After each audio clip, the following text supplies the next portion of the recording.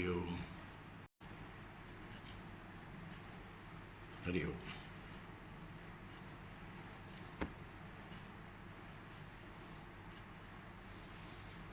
ओम श्री गणेशाय नमः। ओम श्री सरस्वत्यै नमः। ओम श्री गुरुभ्यो नमः। ओम नारायणं पद्मभुवं वसिष्ठं शक्तिं च तत्पुत्रपराशरं च व्यासं शुकं गौडपदं महान्तं गोविन्दयोगीन्द्रमदास्य शिष्यं श्रीशङ्कराचार्यमदास्य पद्मपादं च हस्तामलगं च शिष्यं तं त्रोडगं वार्तिककारम् अन्यान् अस्मद्गुरून् सन्ददमानतोऽस्मि। ब्रह्मानन्दं परमसुखदं केवलं ज्ञानमूर्तिं द्वन्द्वातीतं गगनसदृशं तत्त्वमस्यादिलक्ष्यम् एकं नित्यं विमलमचलं सर्वधी साक्षिभूतं भावातीतं त्रिगुणरहितं सद्गुरुं तं नमामि। भावातीतं त्रिगुणरहितं सद्गुरुं तं नमामि। ओम पार्थाय प्रतिबोधितां भगवता नारायणेन स्वयं व्यासेन ग्रथितां पुराणमुनिना मध्ये महाभारतम् अद्वैतामृतवर्षिणीं भगवतीम् अष्टादशाध्यायिनीम् अम्ब त्वाम् अनुसन्दधामि भगवद्गीते भवद्वेषिणी। यं ब्रह्मा वरुणेन्द्ररुद्रमरुदः स्तुन्वन्ति दिव्यैस्तवैः वेदैः साङ्गपदक्रमोपनिषदैः गायन्ति यं सामगाः ध्यानावस्थिततद्गतेन मनसा पश्यन्ति यं योगिनो यस्यान्तं न विदुः सुरासुरगणाः देवाय तस्मै नमः। यस्यान्तं न विदुः सुरासुरगणाः देवाय तस्मै नमः।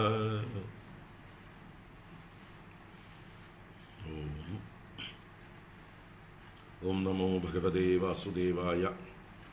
ओम श्रीकृष्ण परमात्मने नमः। ओम नमः परमऋषिभ्यो नमः। परमऋषिभ्यः നാരായണ നാരായണ. ഹരി ഓം. എല്ലാവർക്കും നമസ്കാരം. എല്ലാവർക്കും സുപ്രഭാതം, ശുഭദിനം, സുസ്വാഗതം. ഹരി ഓം. ശ്രീമദ് ഭഗവത്ഗീത സ്വാധ്യായ പരമ്പരയിലേക്ക് ഏവർക്കും സുസ്വാഗതം. 3-ാം അധ്യായം കർമ്മയോഗം 30-ാം ശ്ലോകമാണ് കണ്ടുകൊണ്ടിരിക്കുന്നത്. ഏവർക്കും സ്വാഗതം. നമുക്ക്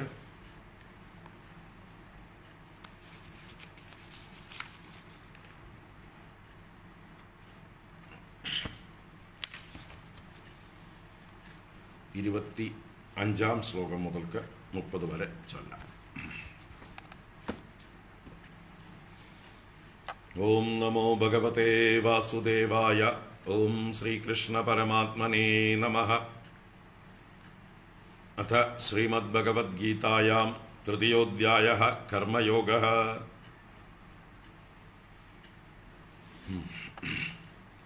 सक्ता कर्मण्य विद्वांसः यथा कुर्वन्ति भारत कुर्यात् विद्वान् तथा सक्तः चिकीर्षुर्लोकसङ्ग्रहम् ന ബുദ്ധിഭേദം ജനയേത് അജ്ഞാനാം കർമ്മസംഗിനാം ജോഷയേത് സർവകർമാണി വിദ്വാൻ യുക്തഃ സമാചരൻ പ്രകൃതേഃ ക്രിയമാണാനി ഗുണൈഃ കർമാണി സർവശഃ അഹങ്കാരവിമൂഢാത്മാ കർത്താഹമിതി മന്യത്തെ തത്വവിത്തു മഹാബാഹോ ഗുണകർമ്മ വിഭാഗയോഃ ഗുണാഗുണേഷു വർത്തന്തെ ഇതി മത്വാ ന സജ്ജതേ പ്രകൃതേഃ ഗുണസമ്മൂഢാഃ സജ്ജന്തെ ഗുണകർമ്മസു താൻ അകൃത്സ്നവിദോ മന്ദാൻ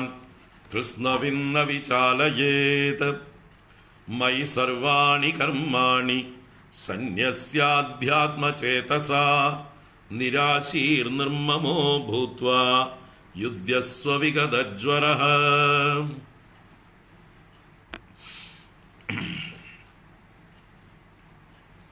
അറിയോ, അപ്പോൾ വിദ്വാൻമാരുടെ അഥവാ ജ്ഞാനികളുടെ ഉത്തരവാദിത്വം കൂടി, അത് സമൂഹത്തിനോട് ഉള്ളതായിട്ടുള്ള ഉത്തരവാദിത്വം, സമൂഹത്തിന് മാർഗദർശനം ചെയ്യേണ്ടവരാണ് സമൂഹത്തിൻ്റെ നടുവിൽ ജീവിക്കുന്ന പ്രശസ്തരായ ആളുകൾ. ജ്ഞാനമുള്ളവരും സമൂഹത്തിൽ മാതൃകയായിട്ടും ജീവിക്കുന്ന ആളുകൾക്ക് സമൂഹത്തെ നേർവഴിക്ക് നയിക്കുവാനുള്ള ഒരു ഉത്തരവാദിത്വം ഉണ്ടായിരിക്കണം എന്ന് സൂചിപ്പിച്ചു. സമൂഹബാഹ്യന്മാരായിരിക്കുന്നവർക്ക് അത് ബാധകം അല്ല. എന്ന് പറഞ്ഞാൽ അവധൂതന്മാർ എന്ന് പറയുന്നവർ സമൂഹബാഹ്യന്മാരാണ്. അവധൂതന്മാരെ സമൂഹം അനുകരിക്കാറില്ല, അനുകരിക്കാൻ പാടില്ല, അനുകരിക്കാൻ സാധിക്കില്ല. അവധൂതന്മാർ ഒരു തലം, അവർ സമൂഹ മധ്യത്തിലല്ല കഴിയുന്നതും, അഥവാ വല്ലപ്പോഴും അവർ സമൂഹത്തിലേക്ക് ഇറങ്ങി വന്നാലും അനുഗ്രഹത്തിനായിക്കൊണ്ട് വരണു എന്ന് മാത്രമേ ഉള്ളൂ. അവരുടെ എന്താ പറയുക, പ്രാരബ്ധം അല്ലെങ്കിൽ ലോകത്തിൻ്റെ പ്രാരബ്ധം കൊണ്ട് ലോകത്തെ അനുഗ്രഹിക്കാൻ വേണ്ടി വരുന്നവരാണ്. അപ്പോൾ ഒരിക്കലും നമ്മൾ അവധൂതന്മാരെ അനുകരിക്കാറില്ല, അനുകരിക്കാൻ പാടുള്ളതല്ല. ഇവിടെ സമൂഹത്തിൽ മാതൃക ആയിട്ട് ജീവിക്കുന്ന മഹാത്മാക്കളെയാണ് ഉദ്ദേശിക്കുന്നത്. ലൈം ലൈറ്റിലിരിക്കുന്ന ആളുകൾ, മറ്റുള്ളവർ ശ്രദ്ധിക്കുന്ന ആളുകൾ, ബഹുമാനിക്കുന്ന ആളുകൾ. അവർ അജ്ഞാനികൾ എങ്ങനെ കർമ്മം ചെയ്യുന്നുവോ അവരുടെ കൂടെ തന്നെ കൂടി അവരെ പ്രോത്സാഹിപ്പിച്ചുകൊണ്ട് അതുപോലെ തന്നെ കർമ്മം ചെയ്യുക. പക്ഷെ ഉള്ളുകൊണ്ട് അസക്തരായിട്ട്. ആകെ ആ ഉള്ളിൽ, ആറ്റിറ്റ്യൂഡിൽ മാത്രമേ രണ്ട് കൂട്ടരും തമ്മിൽ വ്യത്യാസമുള്ളൂ.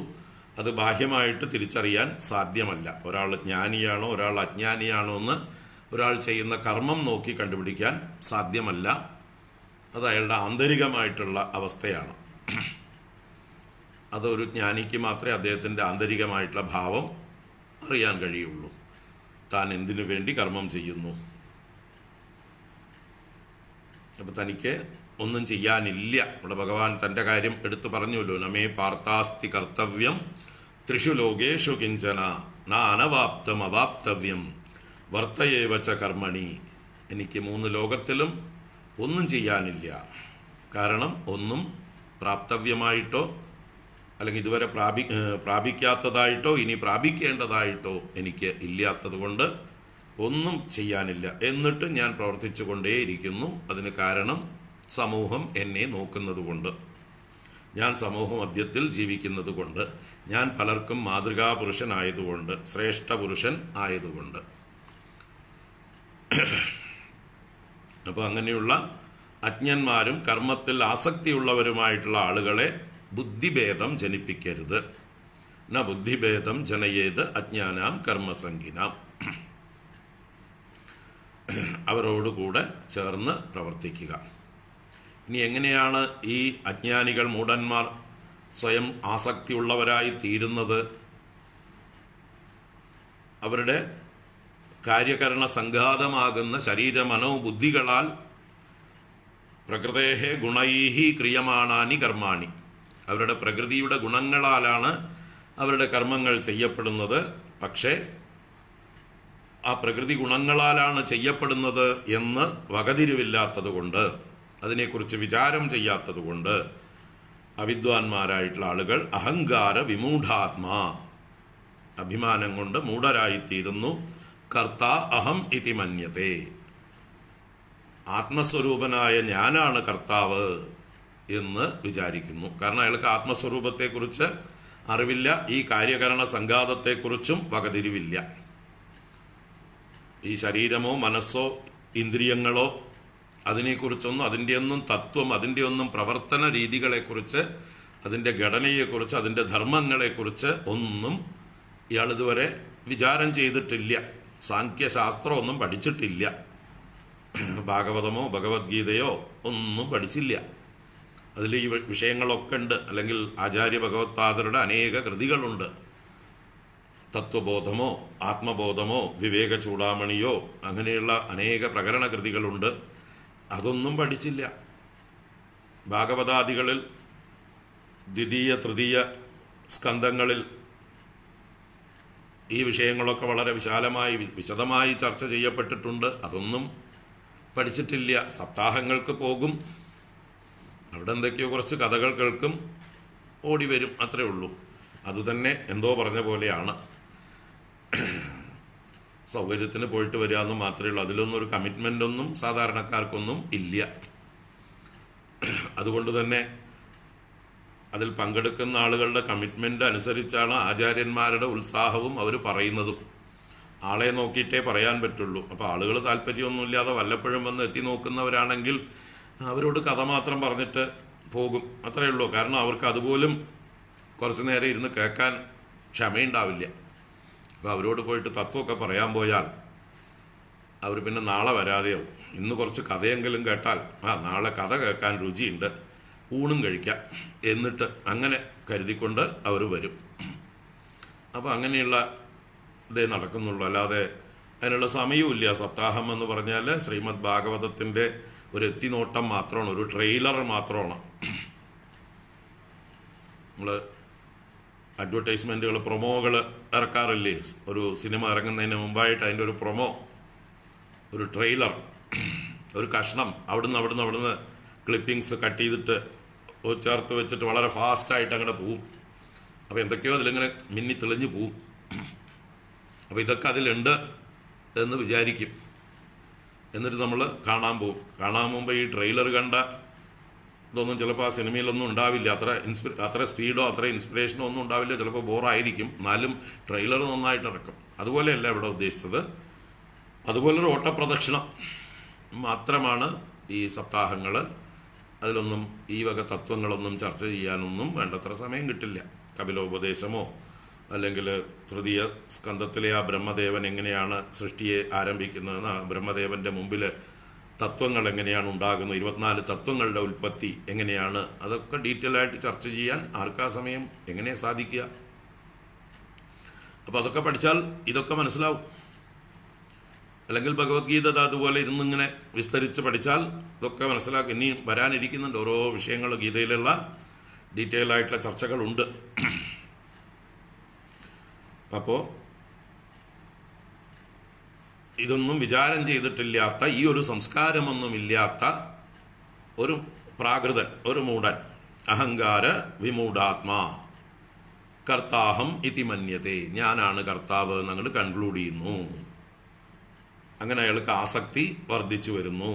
ഞാൻ ഇതിൻ്റെ കർത്താവ്, ഇതിൻ്റെ ഫലം എനിക്ക് വേണം, ഇതിൻ്റെ ഫലം ഞാൻ തന്നെ അനുഭവിക്കണം എന്നുള്ള ആ ഒരു ആസക്തി അയാളിൽ വർദ്ധിച്ചു വരുന്നു. അങ്ങനെ ആസക്തിയോടുകൂടി കർമ്മം ചെയ്യുന്നു. എന്നാൽ ഇതിൻ്റെ എല്ലാം രഹസ്യമറിയുന്ന ഒരാളോ ആത്മജ്ഞാനമുള്ള ഒരാളോ ഈ പ്രകൃതിയുടെ തത്വങ്ങളെല്ലാം അറിയുന്നതായിട്ടുള്ള ഒരാളാണെങ്കിലോ, ഹേ മഹാബാഹോ തത്വവിത്തു ഗുണകർമ്മ വിഭാഗയോഹോ, ഈ ഗുണങ്ങളുടെയും കർമ്മങ്ങളുടെയും വിഭാഗത്തെക്കുറിച്ച് നല്ല വകതിരിവുള്ളതായിട്ടുള്ള ഒരാൾ, അയാൾക്കറിയാം ഗുണാഗുണേഷു വർത്തന്തെ, ഈ കാര്യകരണ സംഘാതങ്ങളാകുന്ന ഗുണങ്ങൾ വിഷയങ്ങളാകുന്ന ഗുണങ്ങളിൽ വർത്തിക്കുന്നു. അതിൽ ആത്മാവിന് ഒരു പങ്കുമില്ല.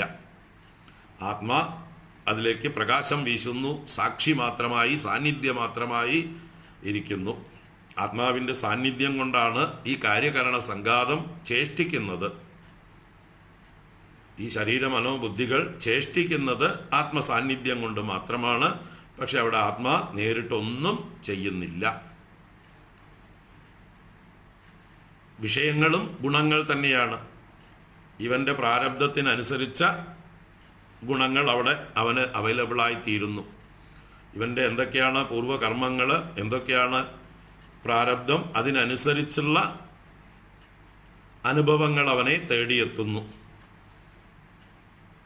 ഓരോരുത്തർക്കും അവരവരുടെ സ്വഭാവത്തിനനുസരിച്ച് അവരവരുടെ എന്താ പറയുക ശീലങ്ങൾക്കനുസരിച്ചിട്ടുള്ള സാഹചര്യങ്ങൾ ഒത്തുവരുന്നുവല്ലോ, അഥവാ തിരഞ്ഞെടുക്കുന്നുവല്ലോ നമ്മൾ. അതുപോലെ തന്നെ അല്ലേ, ഇപ്പോൾ ഒരു വിവാഹ ആഘോഷത്തിൽ പങ്കെടുക്കുന്നു എന്ന് വിചാരിക്കുക. കുറേ ആളുകൾ വരുന്നുണ്ട് അവിടെ, നൂറുകണക്കിന് ആൾക്കാർ വന്ന് പങ്കുചേരുന്നു. അവർ ഓരോരുത്തർക്കും ഓരോ സ്വഭാവമാണ്. അപ്പോൾ അവർക്ക് അവരുടേതായിട്ടുള്ള സ്വഭാവത്തിനനുസരിച്ചിട്ടുള്ള കൂട്ടുകെട്ട് അവർ തിരയും. ആരുമായിട്ടാണ് കമ്പനി ആവേണ്ടത്, എവിടേക്കാണ് പോകേണ്ടത്, ഏത് ഭാഗത്താണ് അവർക്ക് പറ്റിയ കൂട്ടുള്ളത്. അപ്പോൾ അവരൊന്നിച്ചിരിക്കും അല്ലേ. അത് തലേ ദിവസമൊക്കെ പോയാൽ അങ്ങനെയുള്ള ചില പരിപാടികളുണ്ട്. കല്യാണ ദിവസവുമായിട്ടുണ്ട്. ഇപ്പോൾ പണ്ടൊക്കെ തലേ ദിവസം മാത്രമേ ഉണ്ടായിരുന്നുള്ളൂ. ഇപ്പോൾ കല്യാണ ദിവസവും അതിനുവേണ്ടി പ്രത്യേകം ഒരു ഭാഗം ഉണ്ടാവും. അവിടെ ഒഴിച്ചു കൊടുക്കാനുള്ള ആൾക്കാരും അതിനുള്ള സാമഗ്രികളുമൊക്കെ അവിടെ ഉണ്ടാവും. ആ വഴിക്ക് അവർക്കറിയാം എവിടെയാണ് മണം പിടിച്ച് അവർ പൊക്കോളും. അവരെ പോലെയുള്ള ആൾക്കാർ എവിടേക്കാണ് പോകണമെന്ന് അവരുടെ ചലനങ്ങൾ നോക്കി അവരെ ഫോളോ ചെയ്ത് അവിടേക്ക് എത്തിച്ചേരും. അതുകൊണ്ട് അയാളുടെ സംസ്കാരം അയാളെ അവിടേക്ക് നയിക്കുകയാണ്. നേരെ മറിച്ച് വേറെ ഓരോരുത്തർ അവരവരുടെ സ്വഭാവത്തിനനുസരിച്ച് കൂട്ടുകെട്ടുമായിട്ട് പോകുന്നു. ഇപ്പോൾ വിവാഹ സദ്യയിൽ തന്നെ വേണമെങ്കിൽ vegetarian section, non vegetarian section, 2 section ചിലപ്പോൾ ഉണ്ടാവും. അവർ ഓരോരുത്തരും ഓരോ വഴിക്ക് പോണു. മദ്യപാനികൾ അവരുടെ പ്രത്യേക ഗ്യാങ്ങിലേക്ക് പോണു. ചീട്ടുകളി വല്ലതുണ്ടെങ്കിൽ ആ ഗ്യാങ് ഉണ്ടാവും. വേറെ പരദൂഷണം പറയുന്ന ആളുകളുണ്ടാവും, പൊങ്ങച്ചം പറയുന്ന ആൾക്കാരുണ്ടാവും, രാഷ്ട്രീയം പറയുന്ന ആൾക്കാരുണ്ടാവും, സിനിമയെക്കുറിച്ച് പറയുന്നവരുണ്ടാവും, സ്പോർട്സിനെ കുറിച്ച് പറയുന്നവരുണ്ടാവും. അവർക്ക് ഓരോ ഗ്രൂപ്പായിട്ട് പോയിട്ടിരിക്കും. അപ്പോൾ അവർ തമ്മിൽ ചേരുന്നവർ ചേരുന്നു. അതുപോലെയാണ് ഈ ഗുണേഷു വർത്തന്തെ. ഓരോരുത്തരുടെ സംസ്കാരത്തിനനുസരിച്ച് അവരുടെ കാര്യകരണ സംഘാതത്തിനൊരു സംസ്കാരമുണ്ട്. അതിനനുസരിച്ച് പ്രകൃതിയിലെ വിഷയങ്ങളെ തിരഞ്ഞെടുക്കുന്നു, അനുഭവിക്കുന്നു. ഇതിൽ വാസ്തവത്തിൽ ആത്മാവിനൊരു പങ്കുമില്ല. എന്നാലും ആത്മാവിൽ ആരോപിക്കുന്നു. യഥാർത്ഥത്തിൽ ആത്മാവാണ് ഈ ഞാൻ. ആത്മാവായ ഞാൻ ഈ കാര്യകരണ സംഘാതമാണ് ഞാനെന്ന് ധരിച്ച് കാര്യകരണ സംഘാതങ്ങൾ ചെയ്യുന്ന പ്രവൃത്തികളെ, ഞാൻ ചെയ്യുന്ന പ്രവൃത്തികൾ, അനുഭവിക്കുന്ന വിഷയങ്ങളെ ഞാൻ അനുഭവിക്കുന്ന എൻ്റെ അനുഭവങ്ങൾ എന്ന് തീരുമാനിക്കുന്നു, കൺക്ലൂഡ് ചെയ്യുന്നു. ഗുണേഷു വർത്തന്തെ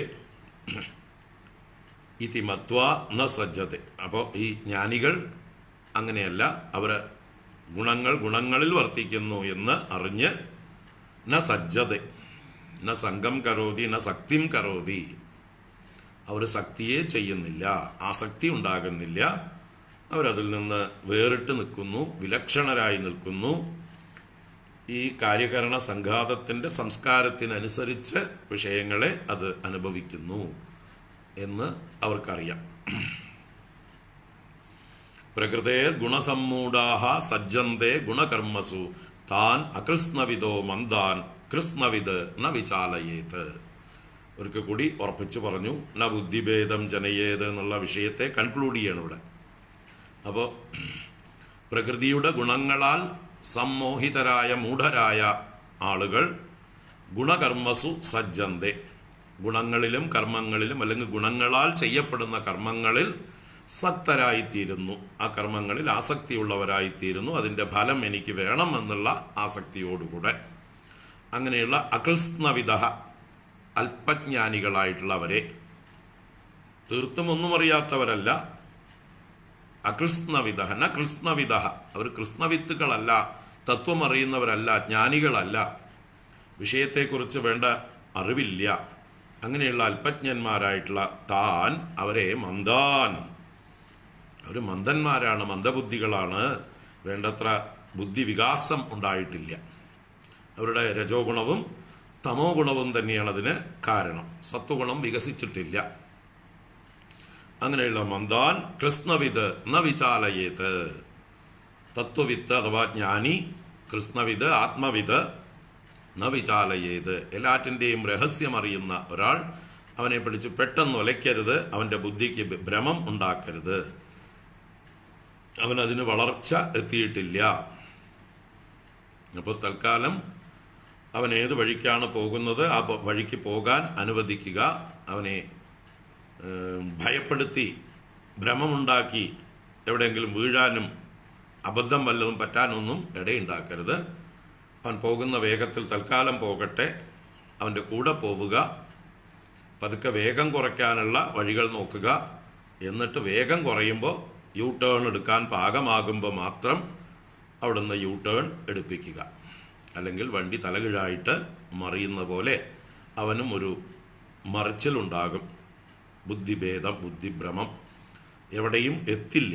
പാകത എത്താതെ ഒരാളോട് ഒരു കാര്യവും ഉപദേശിച്ചുകൂടാ. ഓരോ കാര്യത്തിനും അധികാരികളായിട്ടുള്ള ആളുകളോട് അതാത് കാര്യങ്ങൾ പറയണം. അതുകൊണ്ടാണ് നമ്മുടെ ശാസ്ത്രങ്ങൾ രഹസ്യങ്ങൾ എന്ന് പറയുന്നത് എന്ന് ഇന്നലെ സൂചിപ്പിച്ചു. എല്ലാ വിഷയങ്ങളും രഹസ്യങ്ങളാണെന്ന് പറയുന്നത് അധികാരികളോട് മാത്രമേ പറയാൻ പാടുള്ളൂ. അധികാരികളായിട്ടുള്ളവരോട് പറഞ്ഞാലേ അവർക്ക് പ്രയോജനമുള്ളൂ. അതല്ലാത്തവരോട്, അനധികാരികളോട് അത് പറഞ്ഞാൽ അവർക്ക് പ്രയോജനത്തെക്കാൾ ഉപദ്രവം ചെയ്യും, ഹാനികരമായിരിക്കും. കൊച്ചുകുട്ടികളോട് പറയാവുന്ന കാര്യങ്ങളല്ലേ നിങ്ങളും പറയാറുള്ളൂ. അതുപോലെ ഈ അധ്യാത്മ മാർഗത്തിൽ പ്രായമായതുകൊണ്ട് കാര്യമായില്ല. ആളുകൾക്ക് പ്രായമായതോ തലനരച്ചതോ അല്ല അവിടെ അധ്യാത്മ മാർഗത്തിൽ ഒരാളുടെ മെച്യൂരിറ്റി നിശ്ചയിക്കുന്നത്. അയാളുടെ ഉള്ളിലെ ആ ഗുണങ്ങൾ എത്രത്തോളം പക്വത വന്നു, സത്വഗുണം എത്രത്തോളം വികസിച്ചു, അന്ധകരണത്തിന് എത്രത്തോളം ശുദ്ധി വന്നു, എത്രത്തോളം അദ്ദേഹത്തിന് കാര്യങ്ങൾ പറഞ്ഞാൽ ഉൾക്കൊള്ളാൻ കഴിയും, അത് നോക്കിയിട്ടാണ് ഓരോരുത്തരോടും അതാത് ഉപദേശങ്ങളെ കൊടുക്കേണ്ടത്. ഇതാണ് നമ്മുടെ ശാസ്ത്രങ്ങൾ നമ്മളോട് ഉപദേശിച്ചിരിക്കുന്നത്. അപ്പോൾ ആചാര്യന്മാർക്കും ഉത്തരവാദിത്വം വേണം. എല്ലാവരോടും എല്ലാ കാര്യങ്ങളൊന്നും തുറന്ന് പറഞ്ഞുകൂടാ.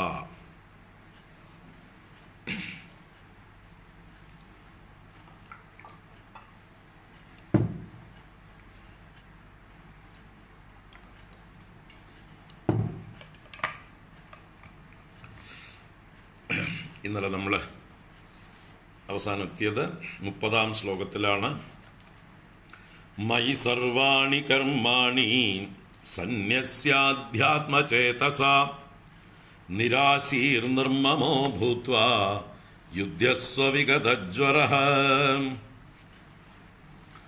എന്നിൽ സർവകർമ്മങ്ങളെയും സമർപ്പിച്ചിട്ട്, സന്യസ്യ എന്ന് പറഞ്ഞാൽ നന്നായി സമ്യക്കായി ന്യാസം കൃത്വാ, ന്യാസം സമർപ്പണം എന്നും അർത്ഥം.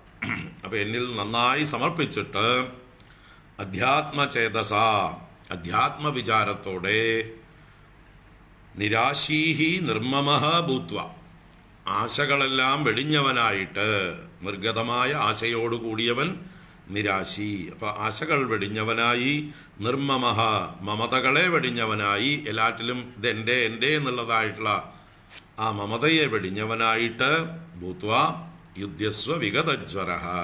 ഹേ അർജുന, നീ വന്ന കാര്യം നോക്ക്.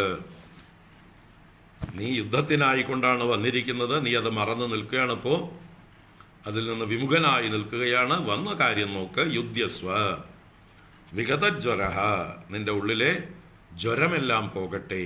സന്താപരഹിതനായി അസ്വസ്ഥതയെല്ലാം വെടിഞ്ഞ് നീ യുദ്ധത്തിനായിക്കൊണ്ട് മുന്നോട്ട് വരിക, ഒരുങ്ങുക. അപ്പോൾ എന്നിൽ സമർപ്പിച്ചോളൂ. ആരാവണം ഞാൻ? ഈശ്വരനായ എന്നിൽ എന്നർത്ഥം. അല്ലാതെ നിന്റെ മാതുലേയനായ എന്നിലോ വസുദേവപുത്രനായ എന്നിലോ അല്ല, മനുഷ്യനായ എന്നിലല്ല, മയി പരമേശ്വരേ പരമാത്മനി പരബ്രഹ്മണി ഭഗവതി വാസുദേവേ എന്നൊക്കെ പറയാം. ഭഗവാനായ വാസുദേവനായ സർവാത്മാവായ പരമേശ്വരനായ എന്നിൽ സമർപ്പിച്ചിട്ട്, എല്ലാ കർമ്മങ്ങളെയും എന്നിൽ സമർപ്പിച്ചിട്ട്, അധ്യാത്മചേതസ എന്ന് പറയുമ്പോൾ ആ ലക്ഷ്യപ്രാപ്തിയെ മുന്നിൽ നിർത്തിക്കൊണ്ട്, എന്നാണ് മോക്ഷമാണ് ലക്ഷ്യം, പരമമായിട്ടുള്ള ലക്ഷ്യം മോക്ഷമാണ്. അപ്പം അതിന് ജ്ഞാനമാണ് വേണ്ടത്. ആ ജ്ഞാനപ്രാപ്തിക്ക് ഞാനിപ്പോൾ അധികാരി ആയിട്ടില്ല. ആ ജ്ഞാനപ്രാപ്തിക്ക് ഞാൻ അധികാരി ആവണമെങ്കിൽ എനിക്ക് ചിത്തശുദ്ധി ഉണ്ടാവണം, സത്വഗുണം വികസിക്കണം. അപ്പോൾ ഇപ്പോൾ പെട്ടെന്ന് അതിലേക്ക് എടുത്തു ചാടാൻ പറ്റില്ല അല്ലേ. 8ാം ക്ലാസ്സിൽ നിന്ന് നേരെ MBBS പ്രവേശനം കിട്ടാറില്ല. എനിക്ക് MBBS ആണ് പഠിക്കേണ്ടതെങ്കിലും ഞാൻ 8ാം ക്ലാസ്സിൽ എത്തിയിട്ടുള്ളൂ എങ്കിൽ ക്ഷമയോടുകൂടി 8ാം ക്ലാസ് നന്നായി പഠിക്കുക, 9ാം ക്ലാസ് നന്നായി പഠിക്കുക, 10ാം ക്ലാസ് നന്നായി പഠിക്കുക. അങ്ങനെ തുടർന്ന് ഏതൊക്കെ അർഹതകൾ നേടേണ്ടതുണ്ടോ അതെല്ലാം നേടി MBBSനുള്ള എൻട്രൻസ് നന്നായി എഴുതി പാസ്സായി റാങ്ക് വാങ്ങിച്ച് MBBSന് എൻട്രി നേടിയെടുക്കുക. അല്ലാതെ 8ാം ക്ലാസ്സിലിരിക്കുന്നവൻ എനിക്കിപ്പോൾ MBBSന് ചേരണം എന്ന് പറഞ്ഞാൽ ആരെങ്കിലും സമ്മതിക്കോ? എവിടെയെങ്കിലും അതിനുള്ള വകുപ്പുണ്ടോ? ഇല്ലല്ലോ. അതുപോലെ തന്നെയാണ് ആധ്യാത്മികമായ മാർഗത്തിലും. ഇപ്പം നമ്മൾ എത്ര ആയിട്ടുണ്ട് എന്ന് ചിന്തിക്കുക. എന്നിട്ട് അവിടെ നിന്നുകൊണ്ട് പതുക്കെ പയ്യെ തിന്നാൽ പനയും തിന്നാം എന്ന് പറഞ്ഞതുപോലെ മെല്ലെ തിന്നാൽ മുള്ളും തിന്നാം എന്നൊക്കെ നമ്മൾ പഠിച്ചിട്ടുണ്ട്. അപ്പോൾ ക്ഷമയോടുകൂടെ ശനൈഹി എന്ന് നമ്മുടെ ശാസ്ത്രങ്ങൾ പറയും. ഓരോ കാര്യങ്ങളും ശ്രദ്ധയോടെ സാവധാനതയോടെ എടുത്തു ചാടാൻ പറ്റില്ല ഈ വിഷയത്തിൽ. മറ്റൊരാളെ കണ്ടിട്ട് അയാളെ പോലെ ആവണമെന്ന് ഉടനെ വിചാരിക്കരുത്. നമ്മളെക്കാൾ ഈ എന്താ പറയുക സാധനകളിലൊക്കെ വളരെ ഔന്നത്യത്തിലെത്തിയ ഒരാളെ കാണുമ്പോൾ അയാളെ മറ്റുള്ളവർ ബഹുമാനിക്കുന്നത് കാണുമ്പോൾ നമുക്കിവിടെ ഫ്രസ്ട്രേഷൻ വരും. കാരണം നമ്മൾ മറ്റ് പല കാര്യങ്ങളിലും താരതമ്യം ചെയ്യുമ്പോൾ ചിലപ്പോൾ അയാളെക്കാളും കേമനായിരിക്കും നമ്മൾ. പക്ഷേ എനിക്ക് ബഹുമാനം കിട്ടുന്നില്ല, അയാളെ ബഹുമാനിക്കുന്നു. അപ്പോൾ എനിക്കിവിടെ അസ്വസ്ഥതയുണ്ടാവുന്നു, ഫ്രസ്ട്രേഷൻ ഉണ്ടാവുന്നു, അത് ചിലപ്പോൾ അസൂയയായിട്ട് മാറുന്നു. എന്നിട്ട് ഞാൻ അയാളെ വേണ്ടാത്തതൊക്കെ വിളിച്ചു പറയുന്നു. അങ്ങനെയൊക്കെ സംഭവിക്കും. ആധ്യാത്മിക മാർഗത്തിൽ ഇതാണ് സംഭവിക്കുക. അധ്യാത്മ മാർഗത്തിൽ ഏറ്റവും കൂടുതൽ ഉണ്ടാവുന്നതാണ് ഈ അസൂയ എന്നുള്ള ദോഷം.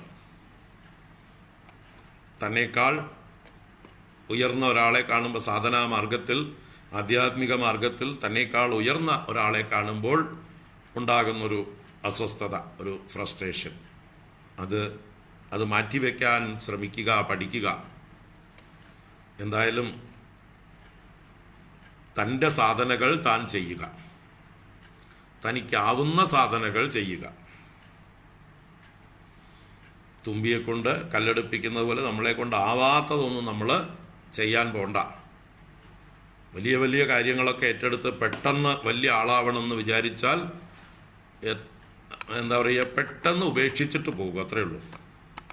കുറച്ച് കാലമൊക്കെ ശ്രമിച്ചൊന്ന് വരും, അത് കഴിഞ്ഞ് വിജയിക്കുന്നില്ല എന്ന് തോന്നലുണ്ടായാൽ പെട്ടെന്ന് ഉപേക്ഷിച്ചിട്ട് പോകും. അത്രേ ഉള്ളൂ. വന്നതിനേക്കാൾ വേഗത്തിൽ മടങ്ങിപ്പോകുന്നത് കാണാം.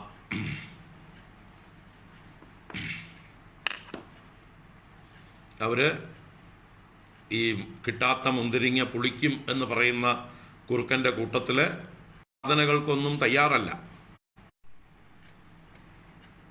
എളുപ്പ വഴികൾ എന്തെങ്കിലും ഉണ്ടോയെന്നാണ് നോക്കുന്നവർ. വലിയ സിദ്ധനോ യോഗിയോ ആചാര്യനോ ഗുരുവര്യനോ മണ്ഡലേശ്വർ എന്നൊക്കെ പറയും, മഹാമണ്ഡലേശ്വരോ ഒക്കെ ആവാൻ വേണ്ടിയിട്ട് എടുത്ത് ചാടാൻ എളുപ്പ വഴികൾ വല്ലതും ഉണ്ടോ? ഇതാണ് എല്ലാവരുടെയും നോട്ടം.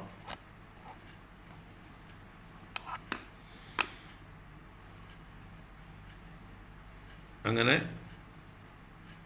ശ്രമിക്കും. പെട്ടെന്ന് എളുപ്പ വഴികൾ നോക്കുമ്പോൾ അത് ചിലപ്പോൾ നടന്നില്ല എന്ന് വരും. അപ്പോൾ നിരാശ വരും. അപ്പോൾ ഈ വഴി ഉപേക്ഷിച്ച് വന്ന ചെളിക്കുണ്ടിലേക്ക് തന്നെ തിരിച്ചു പോകും. എന്നിട്ട് ഈ മാർഗത്തെയും ആചാര്യന്മാരെയും ഈ സനാതന ധർമ്മത്തെയും ഒക്കെ കുറ്റം പറയും. അങ്ങനെയുള്ള ആൾക്കാർ ധാരാളമുണ്ട്. ഞാൻ ആളുകളുടെ പേരൊന്നും എടുത്തു പറയില്ല, ഇപ്പം തന്നെ പോപ്പുലറായിട്ടുള്ള ആൾക്കാരുണ്ട്.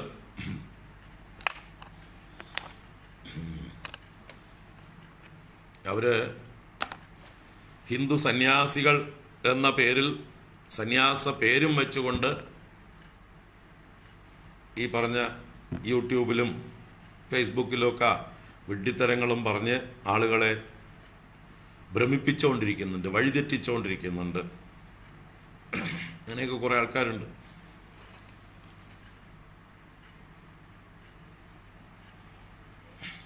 ഇരിക്കട്ടെ. അപ്പോൾ പറഞ്ഞു വന്നത് അധ്യാത്മചേതസ, ലക്ഷ്യബോധത്തോടെ ആത്മസാക്ഷാത്കാരമാണ് എൻ്റെ ജീവിത ലക്ഷ്യം. എൻ്റെ ആത്മസ്വരൂപത്തെ പൂർണ്ണമായി എനിക്ക് റെക്കഗ്നൈസ് ചെയ്യാൻ സാധിക്കുക, എൻ്റെ ഐഡൻറ്റിറ്റി ഞാൻ നല്ലതുപോലെ ഉറപ്പിക്കുക. അതുവരേക്കും തൽക്കാലം എൻ്റെ ഇപ്പോൾ തെറ്റിദ്ധരിക്കപ്പെട്ട ഐഡൻറ്റിറ്റികളാണ് എനിക്കുള്ളത്. ഇതിൽ നിന്ന് ഞാൻ പുറത്തേക്ക് കടക്കണം, പക്ഷെ പെട്ടെന്ന് കടക്കാൻ പറ്റുന്നില്ല. അതൊരു ചെളിക്കുണ്ടാണ്. ഈ ചെളിക്കുണ്ടിൽ കാലിട്ടിരിക്കുകയാണ്. ഇതിൽ നിന്ന് കാലെടുത്താൽ പൊങ്ങുന്നില്ല. നല്ല ഉറച്ച കരയിലേക്കാണ് എനിക്ക് കയറേണ്ടതെങ്കിലും ഇതിനകത്ത് ഞാൻ കിടന്ന് കളിച്ചുകൊണ്ടിരിക്കുകയാണ്. ഒരു കാലെടുത്ത് ഒരു ഭാഗത്തേക്ക് വെക്കുമ്പോഴേക്കും മറ്റേ കാല് അധികം താഴ്ന്നു പോയിട്ടുണ്ടാവും. അങ്ങനെ ഒരു ചെളിക്കുണ്ടിൽ കിടന്ന് കളിയാണ് നമ്മളിപ്പോൾ ചെയ്തുകൊണ്ടിരിക്കുന്നത്. ഇതിൽ നിന്ന് പുറത്തേക്ക് കടക്കേണ്ടതുണ്ട്. അതിന് ഒരൊറ്റ വഴിയുള്ളൂ, കരയുടെ അരികിലേക്ക് പതുക്കെ പതുക്കെ നീങ്ങുക. അധികം ആഴ്ന്നു പോകാത്ത രീതിയിലുള്ള ചലനമായിരിക്കണം. നമ്മൾ ഒരുപാട് സ്ട്രെസ് എടുത്താൽ, സ്ട്രെയിൻ ചെയ്താൽ ചിലപ്പോൾ കാല് താഴ്ന്നു പോകും. ഒരു ചെളിക്കുണ്ടിലൊക്കെ പെട്ടുകഴിഞ്ഞാൽ നമ്മൾ അധികം എഫർട്ട് എടുക്കാൻ പാടില്ല. ഈ മാർഷൽ ലാൻസിലൊക്കെ പോയി കഴിഞ്ഞാൽ അനങ്ങാതെ നിൽക്കുക വേണ്ടത്. ആരെങ്കിലും എന്തെങ്കിലും കരയിൽ നിന്ന് വല്ല കയറോ വല്ല വഴിയൊട്ട് തന്നിട്ട് നമുക്ക് അതിലൂടെ കയറിപ്പോണം, പിടിച്ച് കയറിപ്പോണം. നമ്മൾ ശ്രമിച്ചാൽ ശ്രമിക്കും തോറും കൂടുതൽ കൂടുതൽ ഉള്ളിലോട്ട് പോകും. അപ്പോൾ ഇവിടെ ഗുരുക്കന്മാരുടെ കൈപിടിച്ച് കരയ്ക്ക് കയറാൻ നോക്കുക. സ്വയം ശ്രമിച്ചാൽ ചിലപ്പോൾ കൂടുതൽ ആഴ്ന്നു പോകാം. അതിനാണ് ഗുരുക്കന്മാരെ നമ്മൾ ആശ്രയിക്കുന്നത്. ഗുരുക്കന്മാർ കരയിൽ കയറിയവരാണ്. അവർ കരയിൽ നിന്ന് ഒരു കയറോ എന്തെങ്കിലും നമുക്ക് ഇട്ടുതന്ന് നമ്മളെ പതുക്കെ വലിച്ചു കയറ്റിക്കോളും. അപ്പോൾ ഒരു വിനയത്തോടെ, വിധേയത്വത്തോടെ, ഭക്തിയോടെ പതുക്കെ നമുക്ക് കര കയറാം. അധ്യാത്മചേതസ. അപ്പോൾ എല്ലാ കർമ്മങ്ങളും ഭഗവാനിൽ സമർപ്പിച്ചിട്ട് എന്ന് പറഞ്ഞു. അത് തന്നെയാണ് മുമ്പേ പറഞ്ഞ യജ്ഞഭാവനയോടെ ഈശ്വരനിൽ, സർവാത്മാവായ ഈശ്വരനിൽ കർമ്മങ്ങളെ സമർപ്പിച്ചിട്ട് ഞാൻ ചെയ്യുന്ന കർമ്മം ഭഗവാന് പ്രീതികരമാവണം, ഭഗവാൻ സന്തോഷിക്കണം എന്നുള്ള ഭാവനയോടെ, അതിൽ നിന്ന് എന്ത് വന്നാലും അത് ഭഗവാന്റെ ഇച്ഛ, ഭഗവാന്റെ പ്രസാദം എന്ന ഭാവത്തോടുകൂടെ സർവകർമ്മങ്ങളെയും ഭഗവാനിൽ സമർപ്പിച്ചിട്ട് അധ്യാത്മബുദ്ധിയോടെ നിരാശി ആശകളെ പതുക്കെ പതുക്കെ കുറച്ച്, ഇപ്പോഴുള്ള ആശകളുടെ ലിസ്റ്റുകൾ ചെക്ക് ചെയ്ത് ഇടയ്ക്കിടയ്ക്ക് ചെക്ക് ലിസ്റ്റ് നോക്കി ഏതൊക്കെ അനാവശ്യം, ഏതൊക്കെ അത്യാവശ്യം, ഏതൊക്കെ ആവശ്യം എന്ന് പ്രയോറിറ്റി ലിസ്റ്റൊക്കെ ഇട്ടിട്ട് അതിൽ നിന്ന് ഒഴിവാക്കാവുന്നതിനേക്കാൾ ഡിലീറ്റ് ചെയ്ത് കളയാവുന്നതിനെയൊക്കെ ഡിലീറ്റ് ചെയ്ത് കളഞ്ഞ്, അത്യാവശ്യം ഇത് സാധിച്ചാലേ നടക്കുള്ളൂ എന്ന് വിചാരിച്ചാൽ ശരി, അത് നടക്കട്ടെ. പിന്നെ പതുക്കെ പതുക്കെ നോക്കുമ്പോൾ, കുറച്ച് കഴിഞ്ഞ് നോക്കുമ്പോൾ മുമ്പ് ആവശ്യമെന്ന് തോന്നിയതൊക്കെ അനാവശ്യമാണെന്ന് തോന്നും. അതൊക്കെ അങ്ങനെ പതുക്കെ പതുക്കെ ഒഴിവാക്കാം. അങ്ങനെ നിരാശീഹി, ആശകളെ വെടിഞ്ഞവനായി, നിർമ്മമഹ, ഇതെല്ലാം എൻ്റേതാണെന്നുള്ളതായിട്ടുള്ള ആ ഭാവത്തെ വെടിഞ്ഞ്, വിഗതജ്വരഹ, ഈ ആശയും മമതയും പോകുന്തോറും, അധ്യാത്മചേതസ് ഉറയ്ക്കും തോറും ഉള്ളിലുള്ള ജ്വരം കുറഞ്ഞു കുറഞ്ഞു വരും, ടെൻഷൻ കുറഞ്ഞു കുറഞ്ഞു വരും എന്നർത്ഥം. ജ്വരം എന്ന് പറഞ്ഞാൽ ഈ ടെൻഷനൊക്കെ തന്നെ, ഉള്ളിൽ നമ്മൾ അനുഭവിക്കുന്ന അസ്വസ്ഥതകൾ, എല്ലാ സന്താപങ്ങളും, നമ്മളെ തപിപ്പിക്കുന്ന ഈ രാഗദ്വേഷങ്ങൾ, വിഷമങ്ങളെല്ലാം കുറഞ്ഞു കുറഞ്ഞു വരും. അപ്പോൾ വിഗതജ്വരനായി. എന്നിട്ടും ചെയ്യാനുള്ള കർത്തവ്യങ്ങൾ, നമ്മൾ ഏറ്റെടുത്ത പ്രാരബ്ധങ്ങളെ പൂർത്തീകരിക്കുക. ഏത് കർമ്മം എവിടം വരെ എത്തിയോ അതിനെ പൂർണ്ണമാക്കുക. എന്നിട്ട് പുതിയത് എടുക്കാതിരിക്കാൻ ശ്രദ്ധിക്കുക, പുതിയ പ്രാരബ്ധങ്ങൾ തുടങ്ങാതിരിക്കുക. പക്ഷേ നമ്മുടെ കർമ്മം ബലമാണെങ്കിൽ, ദൃഢമാണെങ്കിൽ അറിയാതെ പോയി ചാടും പുതിയ പ്രാരബ്ധങ്ങളിലേക്ക്. അതിനൊരു നിവൃത്തിയില്ല. നമ്മുടെ കർമ്മം നമ്മളെ വലിച്ചഴച്ച് പുതിയ പ്രാരബ്ധങ്ങൾ തുടങ്ങിപ്പിക്കും. ബോധപൂർവം നമ്മൾ പുതിയ പ്രാരബ്ധങ്ങൾ, പുതിയ ഉത്തരവാദിത്വങ്ങൾ, പുതിയ കമ്മിറ്റ്മെൻറ്റുകൾ ഏറ്റെടുക്കാതിരിക്കുന്നതാണ് ഒരു അധ്യാത്മ സാധകന് വേണ്ട ഒരു ഗുണം. സർവാരംഭ പരിത്യാഗി എന്ന് ഭക്തി യോഗത്തിൽ പറയും. സർവ ആരംഭ പരിത്യാഗി, അവനാണൊരു നല്ല ഭക്തിമാൻ എന്ന് പറയും. എന്ന് വെച്ചാൽ പുതിയ ആരംഭങ്ങൾ, പ്രോജക്റ്റുകൾ, പുതിയ കമ്മിറ്റ്മെൻറ്റുകൾ, അതിനെ പരിത്യജിക്കാനുള്ള കഴിവ്. കാരണം നമ്മൾ പുതിയ പ്രോജക്റ്റുകൾ തുടങ്ങുന്നത് എന്തോ ലക്ഷ്യം, ഭൗതികമായിട്ടുള്ള ബെനിഫിറ്റ് മുന്നിൽ വെച്ചുകൊണ്ടാണ്. ഈ ലക്ഷ്യം സാധിക്കാൻ ഇന്ന പ്രോജക്റ്റ് ഞാൻ ചെയ്യണം എന്നുള്ള വിചാരമാണ്. അപ്പോൾ ആ ഭൗതികമായിട്ടുള്ള ലക്ഷ്യം നേടാനുള്ള കൊതി ഉള്ളിലുള്ളിടത്തോളം കാലം പുതിയ പ്രോജക്റ്റുകൾ തുടങ്ങാതിരിക്കാനാവില്ല. അപ്പോൾ ഉള്ളിൽ നിന്നാണ് ഈ സങ്കല്പങ്ങൾ പോണം.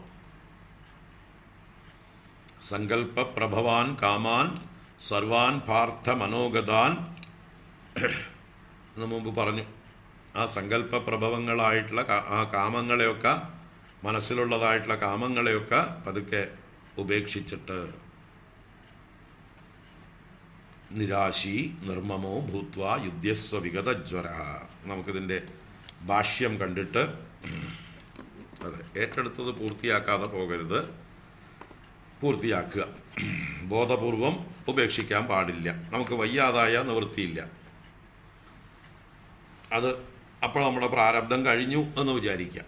നമ്മളൊരു കർമ്മം ഏറ്റെടുത്തു, പൂർത്തിയാക്കുന്നതിന് മുമ്പേ മരിച്ചുപോയാൽ എന്ത് ചെയ്യും? പൂർത്തിയാക്കുന്നതിന് മുമ്പേ നമ്മൾ സിക്കായാൽ എന്ത് ചെയ്യും? നമുക്ക് അതിനുള്ള ശേഷി പലതരത്തിലും ഇല്ലാതെയാവാം. സാമ്പത്തികമില്ലാതെയാവാം, ആരോഗ്യമില്ലാതെയാവാം, നമ്മൾ കൂടെ ഉണ്ടാവുമെന്ന് കരുതിയ ബന്ധുക്കളില്ലാതെയാവാം. പല കാര്യങ്ങളും കൊണ്ടും നമ്മൾ ഏറ്റെടുത്ത കാര്യം പൂർത്തീകരിക്കാൻ ബുദ്ധിമുട്ട് വരാം. അത് മുടങ്ങിപ്പോകാൻ ചാൻസൊക്കെ ഉണ്ട്. അതൊക്കെ ഈശ്വരന് വിട്ടുകൊടുക്കുക. നമുക്ക് ആരോഗ്യവും സാമർഥ്യവും ഉണ്ടെങ്കിൽ ഏറ്റെടുത്തത് പൂർത്തീകരിക്കുക. ഇനി വൈരാഗ്യം പൂർണ്ണമായാലോ, ഇത് ഞാൻ ഏറ്റെടുത്തിട്ടുമില്ല, എനിക്ക് പൂർത്തീകരിക്കേണ്ടതുമില്ല എന്ന ബോധം വരും.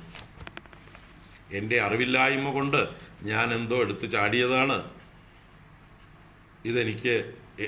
ഇതെൻ്റെ ഉത്തരവാദിത്വമൊന്നുമല്ല, ഇത് ഞാനില്ലെങ്കിലും വേറെ ആരെങ്കിലും നടത്തിക്കോളും, ആവശ്യക്കാർ നടത്തിക്കോളും എന്ന് പറഞ്ഞു പോകാനും അവകാശമുണ്ട്. ആർക്ക്? ഒരു ശരിയായ വൈരാഗ്യം വന്ന ഒരാൾക്ക്.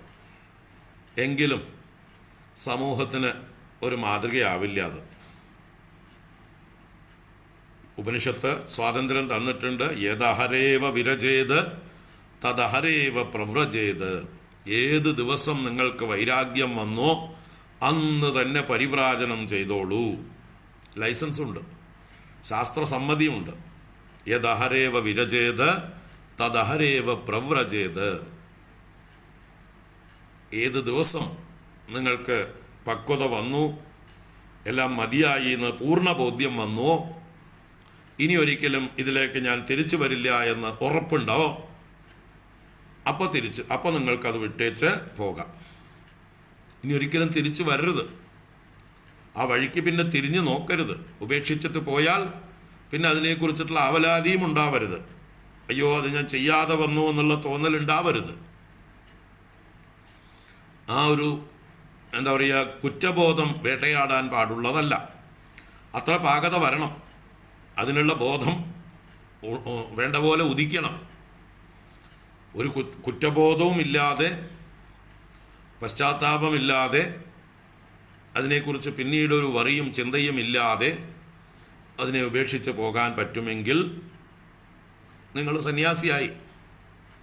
പിന്നെ അതിനെക്കുറിച്ച് നിങ്ങൾ വറി ചെയ്യില്ല, അതിനെക്കുറിച്ച് പാപബോധമില്ല. ഞാൻ ആരെയൊക്കെയോ പെരുവഴിയിലാക്കിയിട്ട് പോന്നു എന്ന ചിന്തയൊന്നും അയാൾക്കുണ്ടാവില്ല. കാരണം ആരും ആരെയും കൊണ്ടുവന്നിട്ടില്ല, ആരും ആരെയും പെരുവഴിയിലാക്കുന്നുമില്ല. അതാണ് സത്യം. ഓരോരുത്തരും അവരവരുടെ കർമ്മം കൊണ്ട് ഓരോ ഭാഗത്ത് എത്തിച്ചേരുന്നു. അവരവരുടെ കർമ്മങ്ങളാണ് അവരെ നയിക്കുന്നത്.